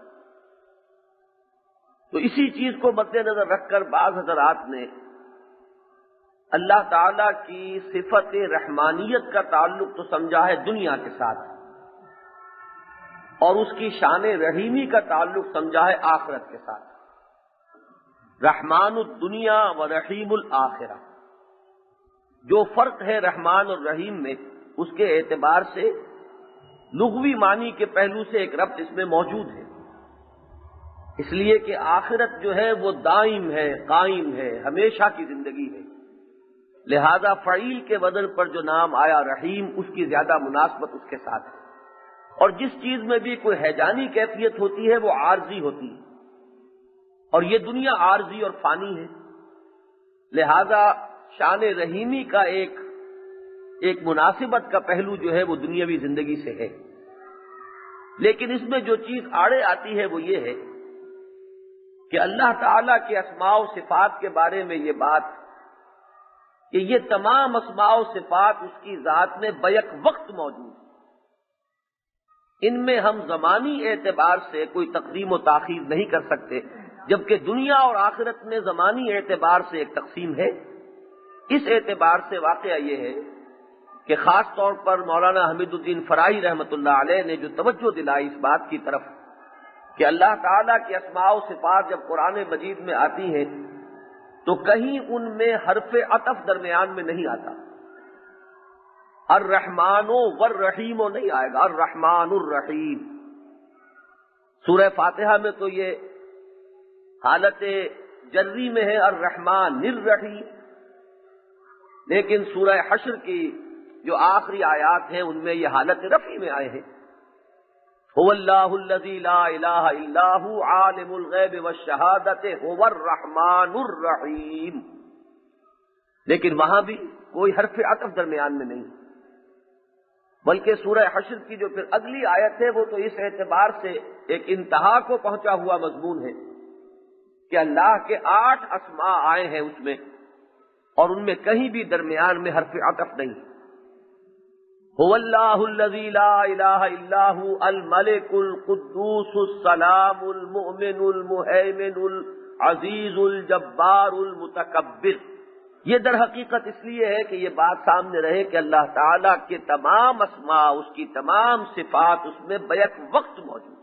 کس پہلو سے غور کیا جائے تو ایک بہت عمدہ تعویل سامنے آتی ہے، اور وہ یہ کہ اللہ تعالی کی رحمت کی یہ دونوں کیفیتیں مستقل ہیں، یعنی یہ کہ اس میں چھاٹے مارتے ہوئے سمندر کی طرح کا جوش و خروش بھی ہے اور یہ بھی مستقل ہے۔ پھر یہ کہ رحیمیت کا جو معاملہ ہے اس میں پائیداری ہے اور دوام ہے، یہ دونوں چیزیں جو ہے بیک وقت ہے۔ ہم اگر اسے سمجھنا چاہیں تو ایک صاحب نے بڑی پیاری مثال سے اس کو سمجھایا ہے۔ ہم اپنے اندر بھی اس ہیجانی کیفیت کا ایک اندازہ کر سکتے ہیں اگر میں اس مثال سے سمجھاؤں کہ اگر سڑک پر کہیں آپ گزر رہے ہوں اور وہاں آپ دیکھیں کہ کوئی ایکسیڈنٹ ہوا ہے، کئی لوگ مارے گئے ہیں، کوئی عورت جو ہے وہ بھی اس میں ہلاک ہو گئی ہے اور کوئی شیر خوار بچہ جو ہے وہ بچ گیا ہے اور وہ اپنی ماں کی چھاتی سے چمٹا ہوا ہے۔ اس منظر کو دیکھ کر کون انسان ہوگا کہ جس کا دل پگھل نہ جائے؟ اس کے اندر ایک جوش آئے گا، شفقت اور رحمت اور ہمدردی، اس کی ایک ہیجانی کیفیت ہر انسان اپنے اندر محسوس کرے، اور اس وقت ہو سکتا ہے کہ اس جوش اور ہیجان کی کیفیت میں کوئی شخص جو ہے اس بچے کی پرورش کی ذمہ داری لے لے۔ ہر ایک کے دل میں یہ خیال پیدا ہوگا اب یہ بیچارہ بے سہارا رہ گیا ہے، یہ شیر خوار بچہ، تو میں اس کی پرورش کی ذمہ داری سنبھالوں۔ یہ ایک ہلکا سا پرتو ہے، عکس ہے اس صفت رحمانیت کا۔ لیکن ہمارا حال یہ ہے کہ اکثر و بیشتر یہی ہوگا کہ اس وقت تو وہ ذمہ داری ہم سنبھال لیں گے، لیکن ہو سکتا ہے کہ چند ہی دنوں بعد یا کچھ ہی عرصے کے بعد وہ سارا جوش و خروش تو ہمارا سر پڑ جائے اور ہم یہ سوچنے لگے کہ یہ خام خواہ ہم نے ایک اضافی ذمہ داری لے لی ہے، ہماری اپنی ذمہ داریاں پہلے بہت تھیں۔ معلوم ہوا کہ اس میں دوام نہیں ہے، وہ رحمت کا ہیجان جو ہے وہ تو ہوا، لیکن اس میں وہ دوام اور پائیداری نہیں۔ تو اللہ تعالیٰ کی جو رحمت ہے اس کی یہ دونوں شانیں بیک وقت ہیں، وہ ہر آن رحمان بھی ہے اور ہر آن رحیم بھی ہے۔ یہ دونوں شانیں جو ہیں اس کی بیک وقت موجود ہیں اور ہمہ وقت موجود ہیں۔ اب یہاں میں چاہتا ہوں کہ ذرا ایک مسئلہ ان دونوں اسباق کا جو خاص ربط اور تعلق ہے پہلی آیت کے ساتھ اسے آپ سمجھیں۔ ایک بات تو یہ کہ ان دو آیات میں اللہ تعالی کا جو تعارف سامنے آتا ہے، ظاہر بات ہے کہ اللہ کو ہم جانتے ہیں اس کے اسماء و صفات کے حوالے سے، ذات باری تعالیٰ تو ہمارے علم اور فہم اور ہمارے تخیل اور واہمہ سے بلند تر ہے، وراء الورا ثم وراء الورا۔ تو اللہ کو ہم جو کچھ جانتے ہیں اس کے اسماء و صفات سے۔ اب ذرا غور کیجئے کہ ان دو آیات میں جو اللہ کی معرفت ہمیں حاصل ہوئی اس میں کہیں بھی کوئی خوف والا پہلو نہیں ہے، کوئی ڈرانے والی بات نہیں ہے، خوفناک کوئی تصور سامنے نہیں آ رہا، بلکہ ہر لفظ پر اگر آپ غور کریں گے تو معلوم ہوگا کہ ایک محبت کے قابل ہستی اور محبت کرنے والی ہستی، ودود اور رحیم۔ سب سے پہلے تو لفظ اللہ، لفظ اللہ کے بارے میں یہ بات جان لیجئے کہ اس کے جتنے بھی مختلف لوگوں نے رائے ظاہر کی ہیں، یہ علیہ یا لہو سے ہے، ولاہ یا لیہو سے ہے، مختلف آراء ہیں، لیکن سب میں جو چیز مشترک ہے وہ یہ ہے کہ ایک ایسی ہستی جس سے محبت کی جائے، ایک ایسی ہستی جس کی طرف انسان لپ کے اپنی تکلیف کو رفع کرنے کے لیے، اپنی حاجت براری کے لیے یہ لپٹنا، جیسے کہ اگر کوئی بچہ ہے کسی گائے کا یا اونٹنی کا اور اسے اس سے علیحدہ کیا ہوا ہے، باندھا ہوا ہے اسے کہیں رستے سے، تو اگر اس کا رسہ کھل جائے کسی طرح تو جس طرح والہانہ انداز میں وہ لپکے گا اپنی ماں کی طرف، وہ کیفیت ہے جو اس لفظ کے اندر ہے۔ یہ والہانہ انداز میں محبت کرنا، ایک رائے یہ بھی ہے کہ لفظ اللہ اصل میں اس سے نکلا ہے۔ ایک مفہوم یہ بھی لیا گیا ہے کہ علیہ کے معنی ہے تحیرہ، انسان متحیر ہو جائے، یعنی وہ ہستی کہ جس کی ذات کی کنہ تک تو ہم نہیں پہنچ سکتے، اس میں تو سوائے تحیر کے ہمارے ہاتھ کچھ نہیں آئے گا۔ البتہ جس کی طرف ہم لپکتے ہیں، اپنی تکالیف میں اس سے مدد چاہتے ہیں، مشکلات کے لیے اس کو پکارتے ہیں، رزق اس سے طلب کرتے ہیں، پھر اس سے محبت کرتے ہیں، تو لفظ اللہ میں بھی آپ نے دیکھا کہ کوئی خوفناک پہلو موجود نہیں۔ پھر رب العالمین کے دو معنی سامنے آئے تھے۔ ایک معنی تو ہے پالنہار، پروردگار، پرورش کنندہ، اس میں بھی ظاہر بات ہے کہ شفقت ہے، محبت ہے، عنایت ہے۔ کوئی قہاری والا پہلو جو ہے، کوئی بھی ایسی چیز کہ جس کا تعلق خوف سے بنتا وہ نہیں ہے۔ ہاں ایک پہلو اس میں ضرور ہے کہ رب کے معنی مالک کے بھی، جو مالک ہوتا ہے وہ اپنی ملک میں تصرف کرتا ہے، اس تصرف میں ظاہر بات ہے کہ اس کا اپنا اختیار ہی اور اس کی اپنی پسند ہی آخری فیصلہ کن چیز ہے۔ یہاں کچھ ہلکا سا نکل سکتا ہے ایک پہلو کہ مالک اپنی ملک میں جس طرح سے تصرف کرنے میں آزاد ہے، وہ اس کا پابند نہیں ہے کہ اپنی ملکیت سے یہ پوچھے کہ میں کیا کروں اور کیا نہ کروں۔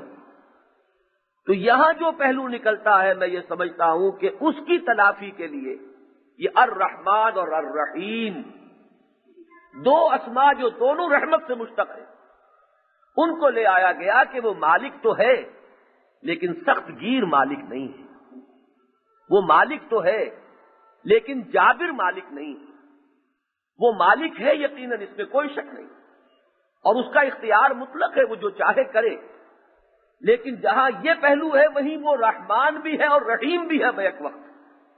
تو اگر کسی درجے میں کوئی پہلو نکلتا تھا اس میں کہ جس میں کوئی جبر کا پہلو یا کوئی اللہ تعالی کی ذات کی طرف بجائے اس کے کہ انسان والہانہ انداز میں بڑھے، اس کے اندر کوئی خوف کا، کوئی او کا جذبہ، جس کو انگریزی میں AWE او کا جذبہ کوئی پیدا ہو سکتا ہو، تو اس دونوں کو لفظ رحمان اور رحیم نے آ کر اس کی ایسی تلافی کی ہے کہ وہ مالک ہے لیکن نہایت شفیق، نہایت رحیم، نہایت ودود، نہایت رحم کرنے والا، وہ رحمان بھی ہے اور وہ رحیم۔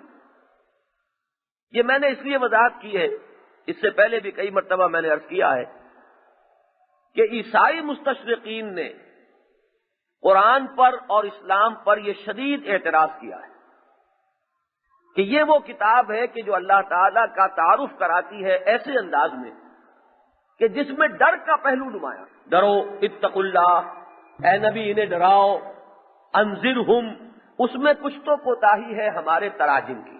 بدقسمتی سے ہر زبان کا اپنا ایک پس منظر ہوتا ہے، اور کسی زبان کا ایگزیکٹ مفہوم جو ہے کسی لفظ کا دوسری زبان میں ادا کرنے کے لیے ضروری نہیں ہے کہ آپ کو مناسب لفظ مل جائے۔ اب خوف کا لفظ بھی عربی زبان کا ہے، اس کا بھی ترجمہ اردو میں ہم ڈر سے کر دیں گے، انگریزی میں فیئر سے کریں گے۔ تقویٰ کا لفظ بھی عربی زبان کا ہے، اس کا ترجمہ بھی ڈر ہو جائے گا، ڈرو اللہ سے، اتقوا اللہ۔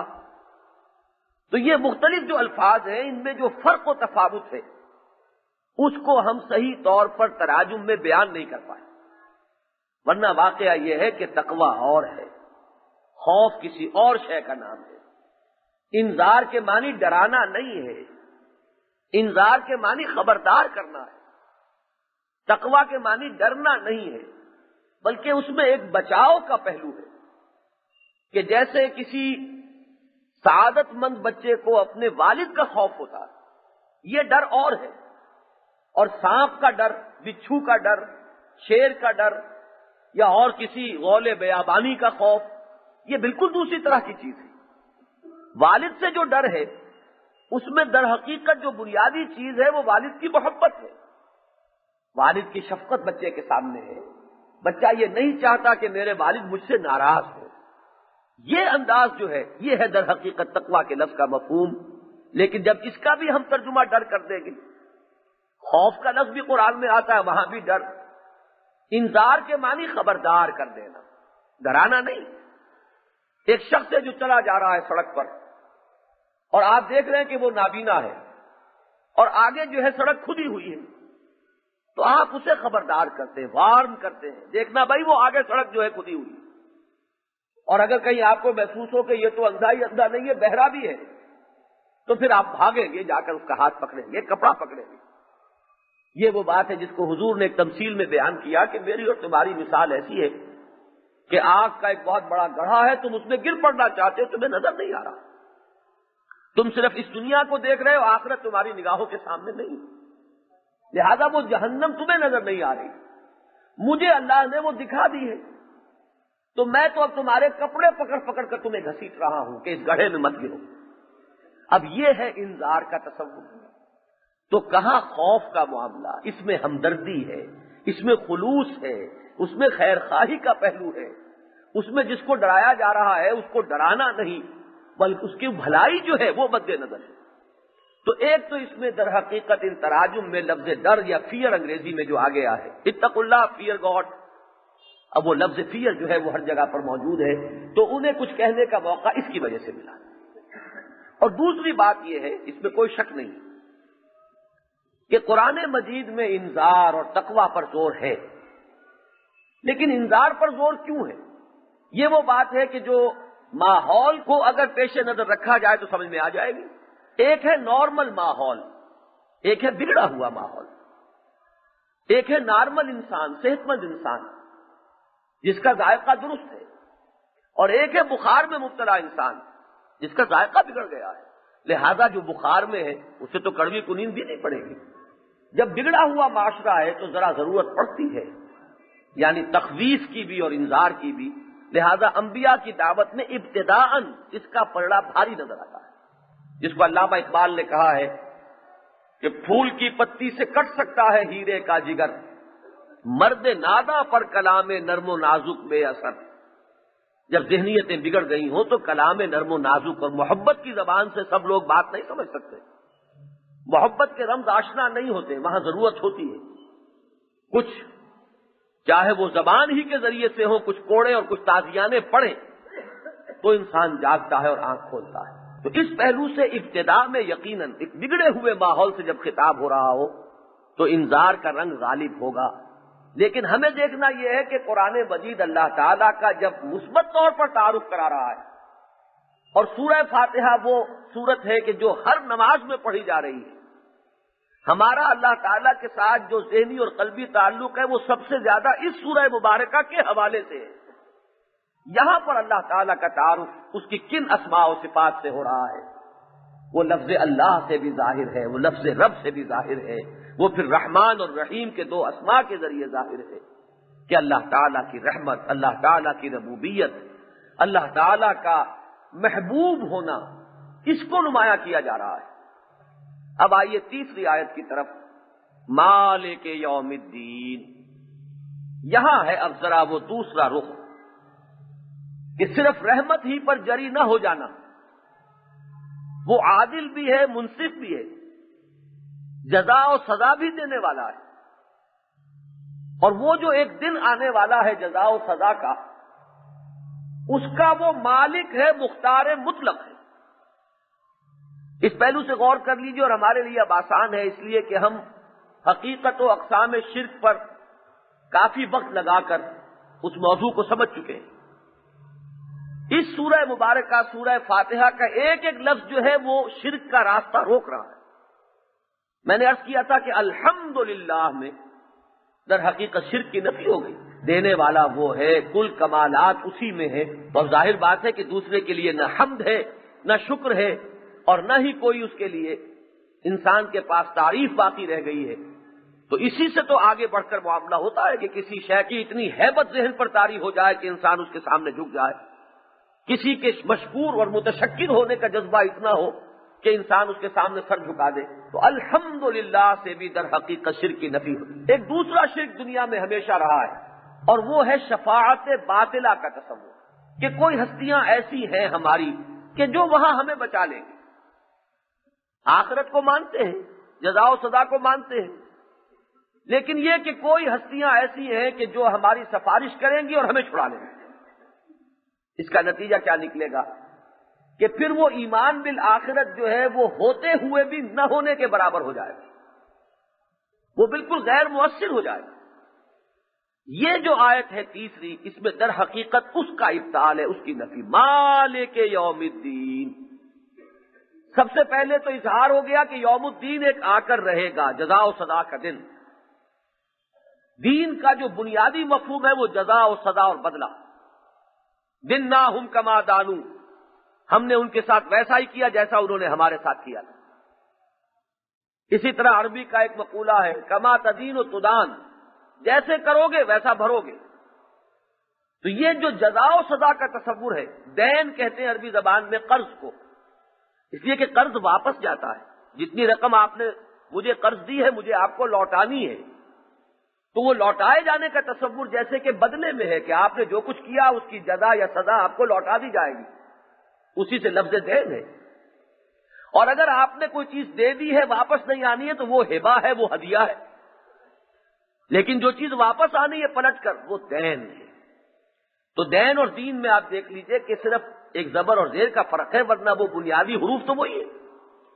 اس سے آپ کو ایک عربی زبان کے مختلف الفاظ کو سمجھنے میں ایک بصیرت حاصل ہوگی کہ بنیادی حروف وہی ہے. مالک یوم الدین وہ جو دن ہے. اب ذہن میں رکھیے کہ ہم سورہ لقمان کے دوسرے رکوع میں پڑھ چکے ہیں کہ عقل انسانی اور فطرت انسانی انسان کو یہاں تک پہنچا دیتے ہیں کہ انسانی اعمال ضائع ہونے والے نہیں، بدلہ ملنا چاہیے. یا تو ہم یہ مانیں کہ خیر خیر نہیں ہے، شر شر نہیں ہے، یہ ہماری نگاہ کا دھوکہ ہے، تب تو بات ٹھیک ہو جائے گی. ورنہ ہم یہ دیکھ رہے ہیں کہ یہاں لوگوں کے جو خلق خدا کے خادم ہیں ان کے لیے یہاں تکلیفیں ہیں اور مصیبتیں ہیں اور آزمائشیں ہیں. اور جو کوئی اصول زندگی میں نہیں رکھتے ان کے لیے عیش ہے اور آرام ہے. ادھر سے ہاتھ پڑ جائے ادھر سے ڈالو، ادھر سے ہاتھ پڑتا ہو ادھر سے ڈالو. بائی ہک اور بائی کروک جس طریقے سے بھی ہو سکے انسان عیش اور لذت حاصل کرنے پر اگر تل جائے تو آپ کو معلوم ہے کہ یہاں وہ عیش کرتا ہے، للے تللے کرتا ہے. تو اب اگر کوئی اور زندگی نہیں ہے اور کوئی اور جزا و سزا کی جگہ نہیں ہے تو پھر یا تو یہ کہا جائے کہ اللہ بہت ظالم ہے، اگر ہے معاذ اللہ. یہ در حقیقت یہ ساری چیزیں اس طرح آپس میں ملی ہوئی ہیں کہ یہ وہی لوگ کہتے ہیں جنہیں خود خدا کے وجود پر بھی پورے وثوق کے ساتھ یقین نہیں ہے. لیکن اگر کسی کو اللہ تعالیٰ کی ذات پر یقین ہو اور یہ بھی ہو کہ اس میں تمام محاسن اور تمام خوبیاں جمع ہیں تو پھر کیسے ممکن ہے کہ ہم یہ سمجھیں کہ وہ جو خالق ہے اس کائنات کا وہ ایسا ظالم ہوگا کہ جو خیر کرنے والوں کے لیے تو یہاں پر اپنی مصیبتیں اور مشکلات ہوں اور جو بھی بدی کی راہ کو اختیار کرے یا کوئی اسکروپلز نہ ہو ان کی زندگی میں ان کے لیے یہاں عیش اور آرام. اس میں اگر کوئی راستہ نکل سکتا ہے تو صرف ایک ہے، وہ یہ ہے کہ ایک دن آئے کہ ان کا بھرپور حساب کتاب ہو، وہ یوم الدین، اور اس کے بعد ایک زندگی ہو کہ جس میں وہ پوری جزا یا سزا مل سکے. تو یہ عقل و فطرت کا تقاضا ہے. یہاں تک تو ہم پہنچ گئے تھے سورہ لقمان کے دوسرے رکوع میں، اس لیے کہ حضرت لقمان تو نہ نبی تھے نہ رسول تھے. یہ اپنی آزادانہ فکر کے نتیجے میں جہاں تک پہنچے ہیں اس میں وہ چیز بھی شامل ہے کہ انہوں نے اپنے بیٹے سے کہا کہ یا بنیا انہا ان تک مثقال حبۃ من خردل فتکن فی صخرۃ او فی السماوات او فی الارض یأتی بہا ان اللہ لطیف خبیر. نیکی یا بدی چاہے رائی کے دانے کے ہم وزن ہو، پھر خواہ وہ آسمانوں میں ہو، زمین میں ہو، کسی چٹان میں ہو، کہیں وہ عمل کیا گیا ہو، اللہ کے نگاہوں سے مخفی نہیں ہے، اللہ اسے لے آئے گا. تو یہاں تک تو عقل سلیم اور فطرت سلیمہ نے پہنچا دیا. اب اس سے آگے ایک قدم ہے جو سورہ فاتحہ اٹھا رہی، مالک یوم الدین. اس لیے کہ شیطان بھی تو بہرحال آخری ہار تو نہیں مان رہا، وہ تو قیامت تک اس کی جنگ تو انسان سے جاری رہے گی، اسے مہلت ملی ہوئی. جو انسان یہاں تک آ جاتا ہے اسے وہ ایک اور پٹی پڑھاتا ہے کہ ہاں ہے تو صحیح، تمہاری عقل غلط نہیں کہہ رہی، تمہاری فطرت صحیح کہہ رہی ہے، جزا و سزا ہونی چاہیے، گندم از گندم بے رویت جو سے جو یقیناً صحیح ہے، نیکی کا نیک بدلہ ملنا چاہیے، بدی کی سزا ملنی چاہیے. لیکن یہ کہ کچھ ہستیاں بھی ہیں کہ جن کی اگر کوئی ڈنڈوت کرو، کچھ ان کی پوجا پاٹ کرو، کچھ ان کی سیوا کرو تو پھر یہ ہے کہ وہاں پکڑ سے بچ جاؤ، وہ تمہارے سفارشی ہو. چنانچہ قرآن مجید میں یہ قول نقل کیا گیا ہے کہ جو پوجتے تھے ان دیویوں اور دیوتاؤں کو وہ کہتے تھے کہ ہؤلاء شفعاؤنا عند اللہ، یہ ہمارے اللہ کے ہاں سفارشی ہیں، یہ ہمیں وہاں چھڑائیں گے، ہماری سفارش کریں. پھر ایک بات اور ذہن میں رکھیے انسان نے جب اپنے ذہن کے محدود پیمانوں سے ذات و صفات باری تعالیٰ کو ناپا تو اس نے بڑی ٹھوکریں کھائیں۔ اس دنیا میں بھی ہم کسی کو دوست رکھتے ہیں، اور ہماری دوستی میں ایک بات ہے، چاہے یہ آپ کو اچھی نہ لگے، لیکن کبھی گہرا تجزیہ کیجیے گا تو نظر آئے گا کہ یہ واقعہ ہے کہ ایک تحت الشعور میں یہ چیز ہوتی ہے کہ کبھی ضرورت کے وقت دوست کام آتا ہے، اس لیے دوستی نبھانی چاہیے۔ جب انسان کو یہ احساس ہوگا کہ دوست کام آتا ہے، اس احساس کے تحت وہ کسی وقت دوستی نبھانے کے لیے دوست کا ناجائز تقاضا بھی پورا کرتا ہے۔ وہ محسوس کرتا ہے کہ اگرچہ جو کچھ یہ مجھ سے چاہتا ہے اس وقت وہ بات صحیح تو نہیں ہے، لیکن کرنا ہے، دوست ہے، یہ دوست ہے، کرنا ہے۔ تجزیہ کیجئے تو بنیاد میں کیا ہے کہ کبھی مجھے بھی ضرورت پیش آ سکتی ہے، کبھی یہ میرا مددگار ہوگا، میرا بازو بنے گا۔ یہ وہ تصور ہے کہ اللہ تعالیٰ کی ذات کے ساتھ بھی چسپاں کر دیا گیا، اس کے بھی دوست ہیں، اولیاء اللہ ہے، اس میں تو کوئی شک نہیں۔ قرآن مجید گواہی دیتا ہے کہ اللہ کے اولیاء ہیں، الا ان اولیاء اللہ لا خوف علیہم ولا هم یحزنون، آگاہ ہو جاؤ کہ اللہ کے اولیاء جو ہیں ان کے لیے نہ کوئی غم ہے اور نہ وہ حزن سے دوچار ہوں گے۔ تو اب یہ جو ولایت کا دوستی کا تصور ہے، اسے جب ہم نے اپنی سطح پر اپنے پیمانے پر جانچا اور پرکھا تو اس کے ساتھ وہ جو ایک پہلو ہے شامل کر دیا، تو دوستوں کا کہنا کیسے ٹالے گا؟ دوست اگر کسی کی سفارش کریں گے تو کیسے ممکن ہے کہ وہ سفارش قبول نہ ہو، جبکہ ہم اپنے دوستوں کی باتیں مانتے ہیں۔ اب آپ غور کیجئے قرآن مجید کس کس طریقے سے نفی کرتا ہے ان چیزوں کی۔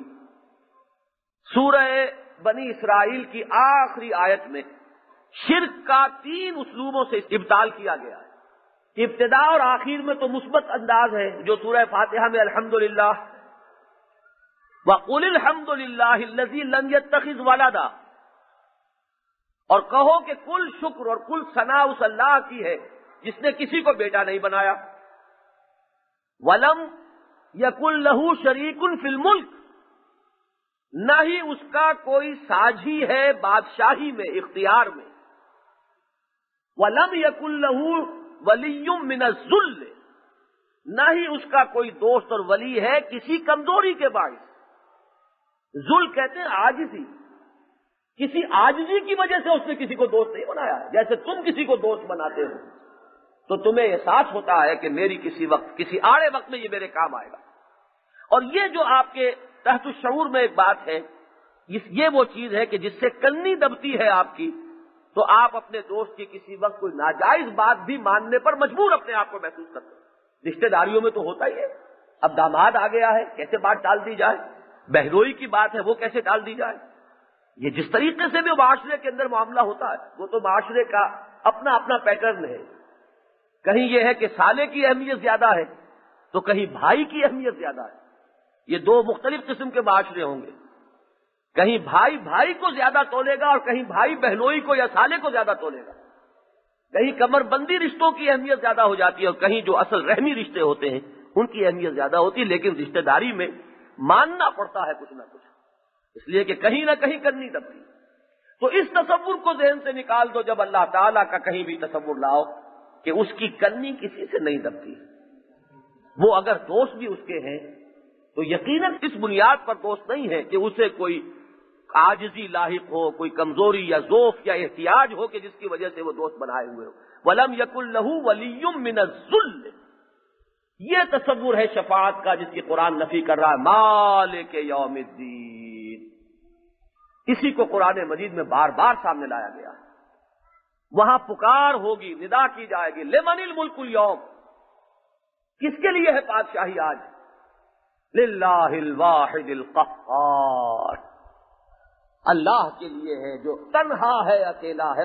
اسی کی نفی کہیں ہوتی ہے، من ذا الذی یشفع عندہ الا باذنہ، کون ہے وہ جو شفاعت کر سکے اس کے ہاں مگر اس کی اجازت سے۔ ہاں شفاعت باذن رب ہے، اللہ کی اجازت سے، لیکن پھر وضاحت کر دی گئی کہ یہ شفاعت اجازت سے بھی ہوگی اور کوئی شفاعت کرنے والا غلط بات نہیں کہہ سکے گا۔ لیکن میں آپ کو بتاتا ہوں کہ مسئلہ اصل میں کیا ہے۔ آپ اس انداز سے شفاعت اللہ کے ہاں کوئی کر سکے گا؟ کوئی ہے جو کہہ سکے، جو اللہ کو کچھ پڑھا سکے اور سکھا سکے؟ کہ آپ نہیں جانتے، میں آپ کو بتا رہا ہوں کہ اصل معاملہ یوں ہے۔ یہی وجہ ہے دیکھیے کہ آیت الکرسی میں ان دو چیزوں کو جوڑا گیا، یعلم ما بین ایدیہم وما خلفہم ولا یحیطون بشیء من علمہ الا بما شاء۔ یہ علم کا معاملہ جو ہے وہ تو جانتا ہے جو کچھ ان کے پیچھے ہے اور جو کچھ ان کے آگے ہے، اور ان کا حال یہ ہے کہ نہیں جانتے کچھ بھی سوائے اس کے کہ جو اللہ تعالیٰ انہیں دے دے۔ تو جب علم الہی کا اور غیر اللہ وہ کوئی بھی ہو، وہ انبیاء ہوں، وہ رسول ہوں، وہ اولیاء اللہ ہوں، وہ ملائکہ ہوں، ان سب کا معاملہ یہ کہ اللہ ہی نے جتنا علم دے دیا ہے بس اتنا ہی ہے۔ تو یہ انداز تو وہاں کوئی نہیں اختیار کر سکتا کہ یہ آدمی اچھا ہے۔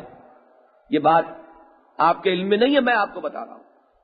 اسی لیے شفاعت کو جوڑا ہے وہاں، من ذا الذی یشفع عندہ الا باذنہ یعلم ما بین ایدیہم وما خلفہم ولا یحیطون بشیء من علمہ الا بما شاء۔ پھر یہ کہ سورہ نبا میں اس کو بھی واضح کر دیا، یوم یقوم الروح والملائکۃ صفا لا یتکلمون الا من اذن له الرحمن وقال صوابا۔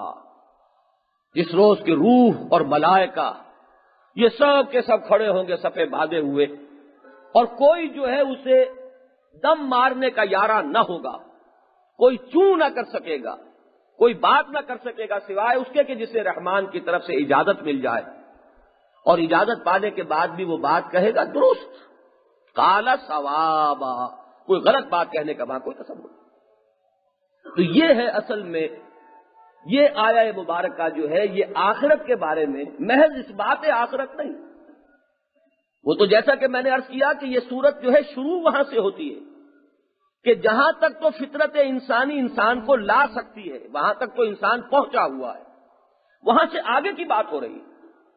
لہذا وہ بات کہ ایک جزا و سزا کا دن ہے، ایک دوسری زندگی ہے، یہ تو گویا کہ فطرت انسانی اور عقل انسانی خود یہاں پہنچ گئی ہے۔ اب جو ایک اضافی مغالطہ ہو سکتا ہے وہ وسوسہ جو شیطان پیدا کرتا ہے تاکہ اس علم کے باوجود انسان غلط راستے پر جائے، اس میں جسارت اور ڈھٹائی اور جرت پیدا ہو جائے، تو وہ شفاعت باطلہ کا تصور ہے کہ کوئی ہے جو اللہ تعالی کی مشیت میں خلل انداز ہو سکے، جو اس کے فیصلوں کو بدلوا سکے۔ اب دیکھیے جیسے شرک کی ہماری بحث چلی تھی، میں نے آپ کو وہ جو ہلاک کا جو انداز ہوتا ہے وہ آپ کو بتایا کہ اشعار میں کس کس طریقے سے باتیں آتی ہیں۔ یہی بات آپ کو ملے کہ کوئی ملنگ جو ہے آپ کے ہاں پڑھتا ہوا گزر رہا ہوگا کہ خدا جنو پکڑے چھڑا لے محمد سے، محمد نے پکڑے چھڑا کوئی نہیں سکتا۔ یہ تصور، اس کو عام ایک سننے والا جو ہے جو اس سے اس کے ذہن پر اثر قائم ہوگا اس کو دیکھیے، اس کی کوئی تعویل کرنے پر آئے ادھر سے ادھر سے، وہ کھینچ تان کر کے کوئی مفہوم اس میں سے ایسا نکال دے کہ چلیے اس کو ہم کہیں کہ ٹھیک ہے، لیکن یہ کہ اس کا تصور کیا بنے گا؟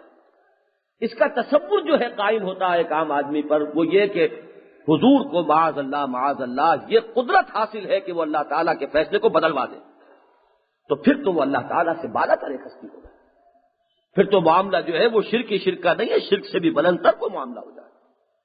تو یہ ہے در حقیقت کہ جس کی نفی یہاں کی جا رہی ہے، اور اس کا اندازہ کیجئے کہ یہ صرف وہ بت پرستوں کا معاملہ نہیں ہے کہ صرف عرب کے جو بت پرست تھے وہی سمجھتے تھے کہ یہ دیویاں دیوتا جو ہیں ہمارے، یہ لات اور عزا اور منات یہ ہمارے سفارشی ہیں اللہ کے ہاں، بلکہ قرآن مجید میں بنی اسرائیل سے جہاں خطاب شروع ہوا سورہ بقرہ میں، وہاں شروع میں بھی آخر میں بھی یہ مضمون اس شد و مت کے ساتھ آیا ہے، واتقوا یوما لا تجزی نفس عن نفس شیئا ولا يقبل منها شفاعة ولا يؤخذ منها عدل ولا هم ينصرون۔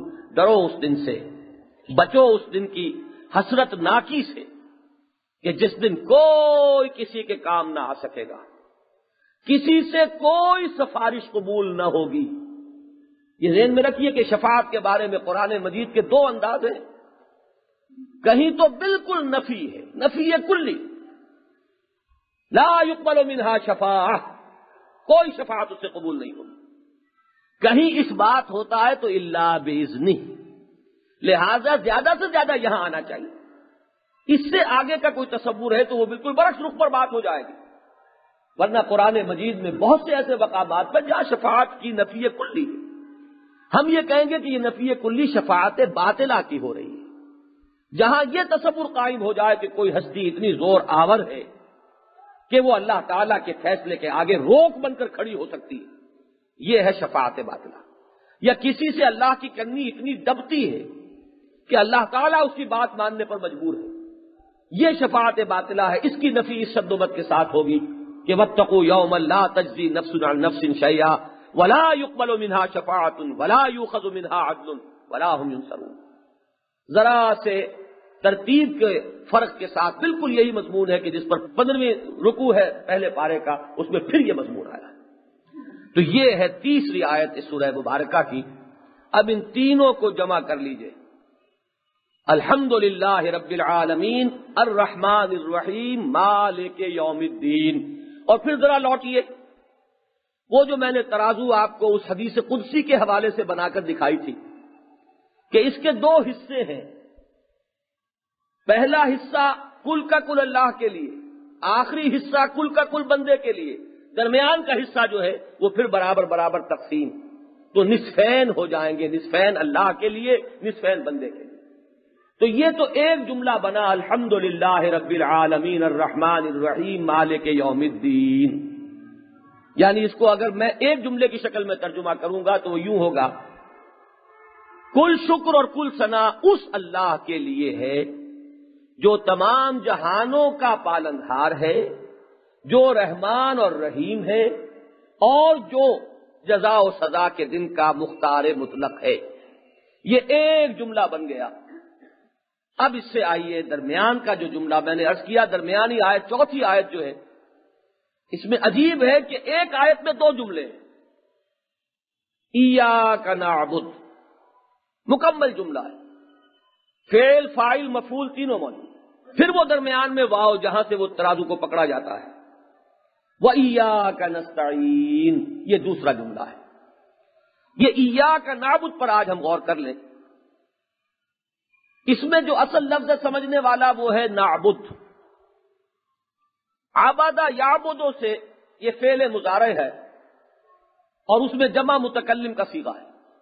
فعل مضارع میں عربی زبان میں حال بھی آ جاتا ہے، مستقبل بھی۔ نعبدو اس کے معنی یہ بھی ہوں گے کہ ہم تیری عبادت کرتے ہیں، یہ فعل حال ہو گیا، اور یہ بھی ہوں گے کہ ہم تیری عبادت کریں گے، یہ فعل مستقبل ہوا، اور فعل مضارع میں یہ دونوں ہیں۔ تو دونوں کا ترجمہ ذہن میں رکھیے، ہم تیری ہی عبادت کرتے ہیں اور تیری ہی عبادت کریں گے۔ پہلے ترجمے کے اعتبار سے یہ اظہار حال ہے، اور اس لیے میں اس کا اشارہ کر رہا ہوں کہ اگر فی الواقع ایسا نہ ہو اور یہ جملہ زبان سے ادا کیا جا رہا ہو تو ایک احتمال کذب بیانی کا ہو گیا، ہم تیری ہی عبادت کرتے ہیں اور نہ کرتے ہو، تو یہ کہنا جو ہے بجائے اس کے کہ کوئی کریڈٹ ملوائے، کوئی فائدہ پہنچوائے، ایک احتمال میں اس وقت عرض کر رہا ہوں، بات سمجھ لیجئے کہ چونکہ ایک اظہار حال کا پہلو اس میں ہے اور وہ ہے مخالف واقعہ، مطابق واقعہ نہیں ہے، تو اس میں احتمال کس کا پیدا ہو جائے گا۔ اور اگر اس کا ترجمہ مستقبل سے کرتے تو پھر یہ ایک عہد ہے، یہ ایک معاہدہ ہے، ہم تیری ہی عبادت کریں گے۔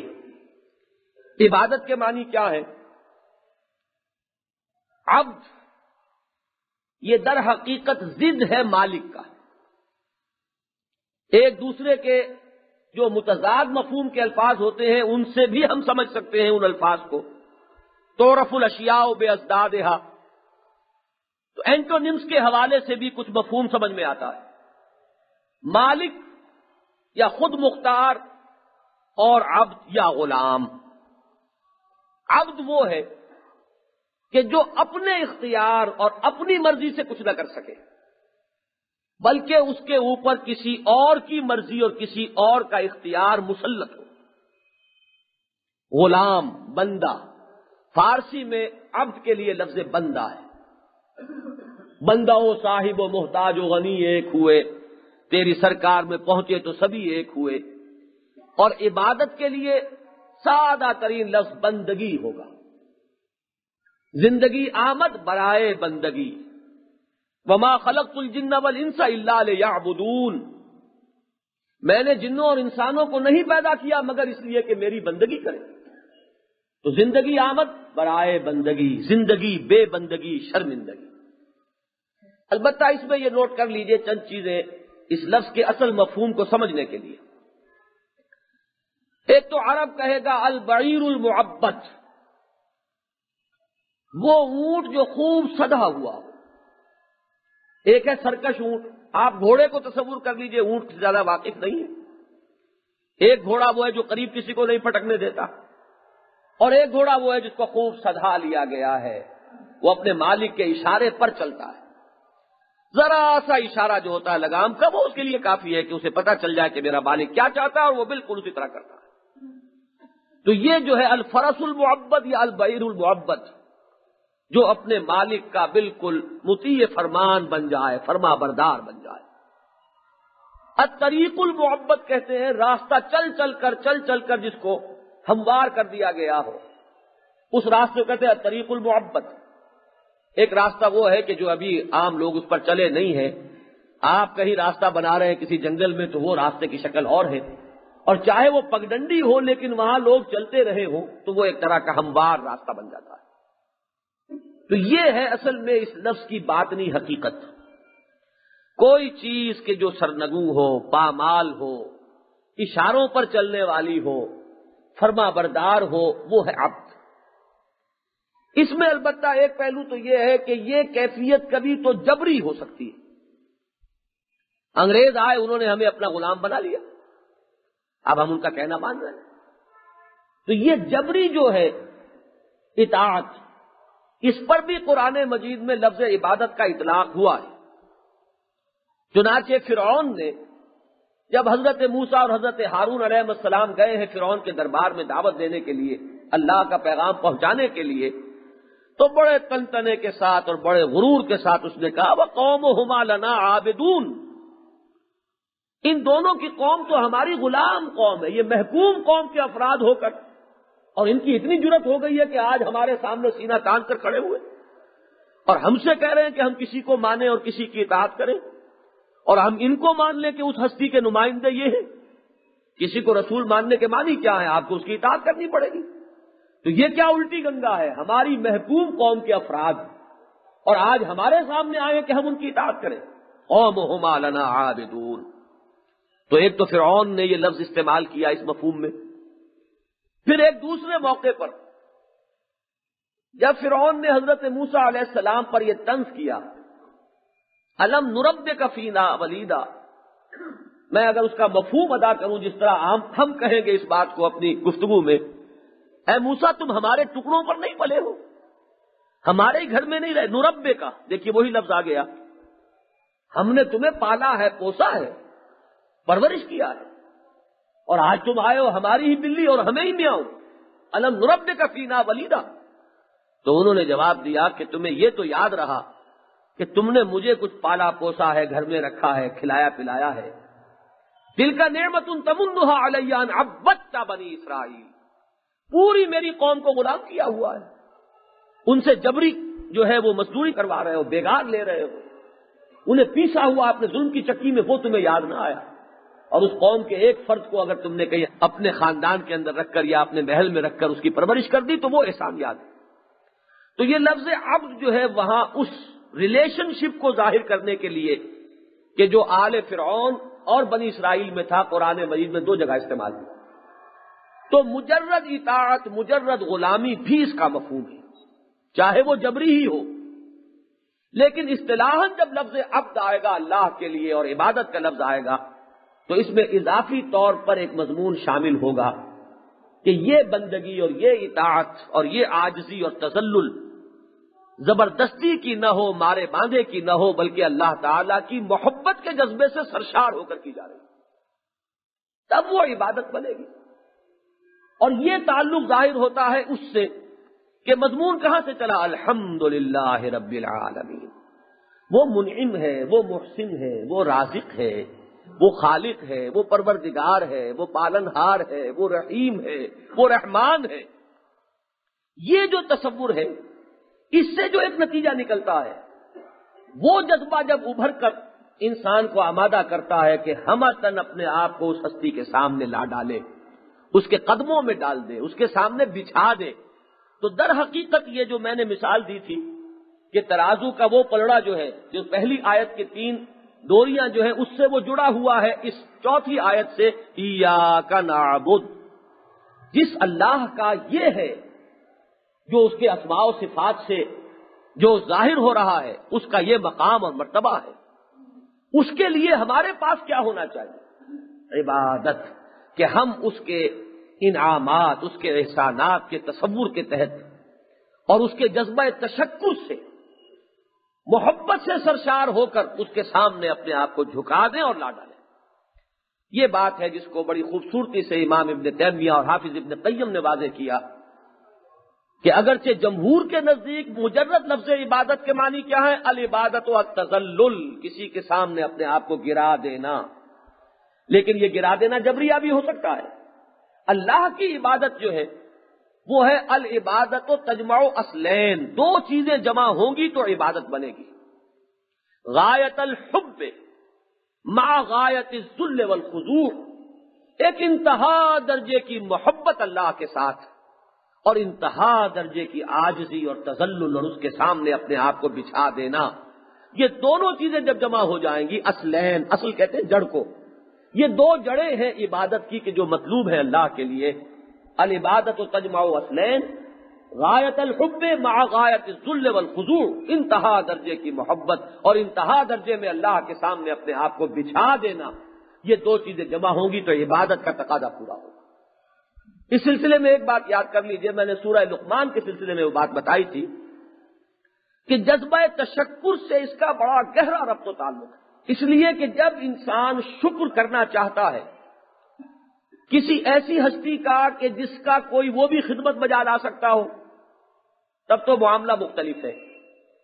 والدین کے احسانات آپ پر ہیں، آپ نے بھی بڑھاپے میں ان کی سیوا کی، کچھ نہ کچھ دل میں ایک اطمینان ہو جاتا ہے، ان لوگوں کو پھر حسرت رہ جاتی ہے، سعادت مند اولاد ہو، اور اگر کہیں والدین کا پہلے انتقال ہو جائے تو حسرت ایک رہتی ہے دل میں کہ ہمیں کوئی موقع نہ ملا کہ ہم ان کی خدمت کریں۔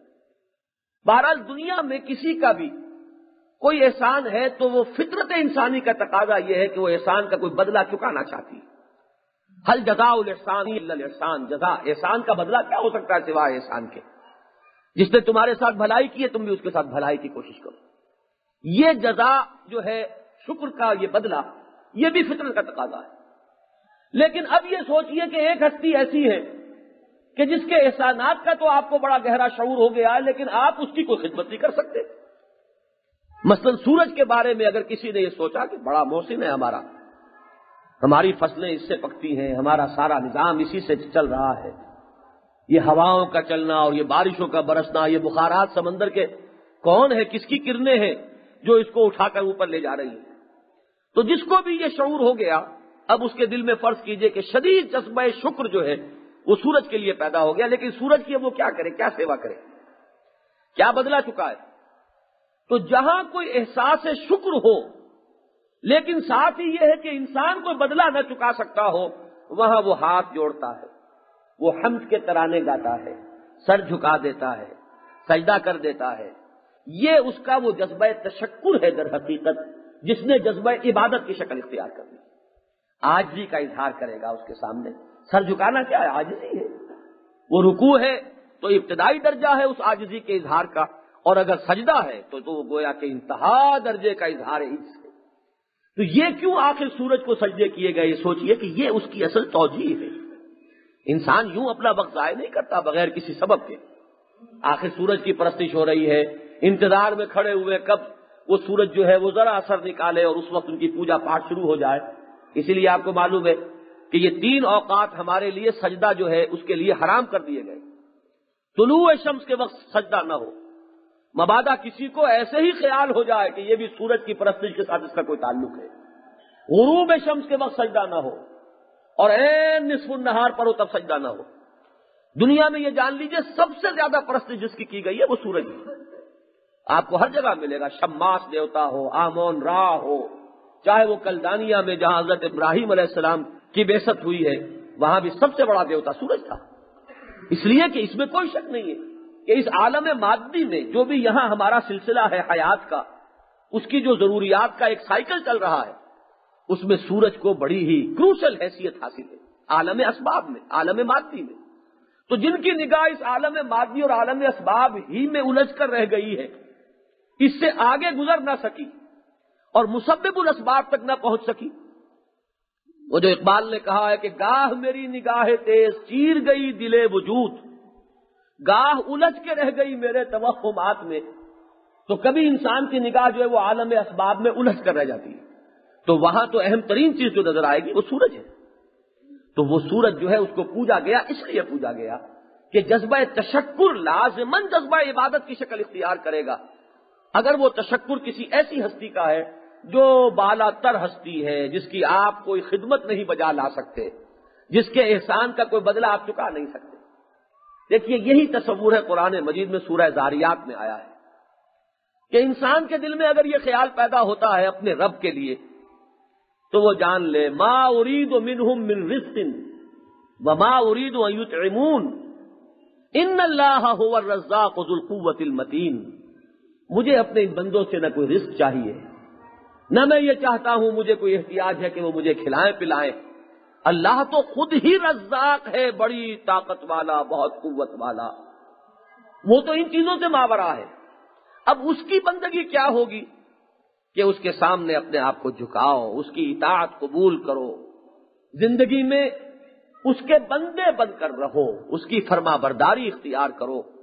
یہ البتہ ذہن میں رکھیے، وقت تھوڑا رہ گیا ہے، کہ یہ فرما برداری جز وقتی نہیں ہو سکتی، نہ جزوی ہو سکتی ہے، نہ جز وقتی ہو سکتی ہے۔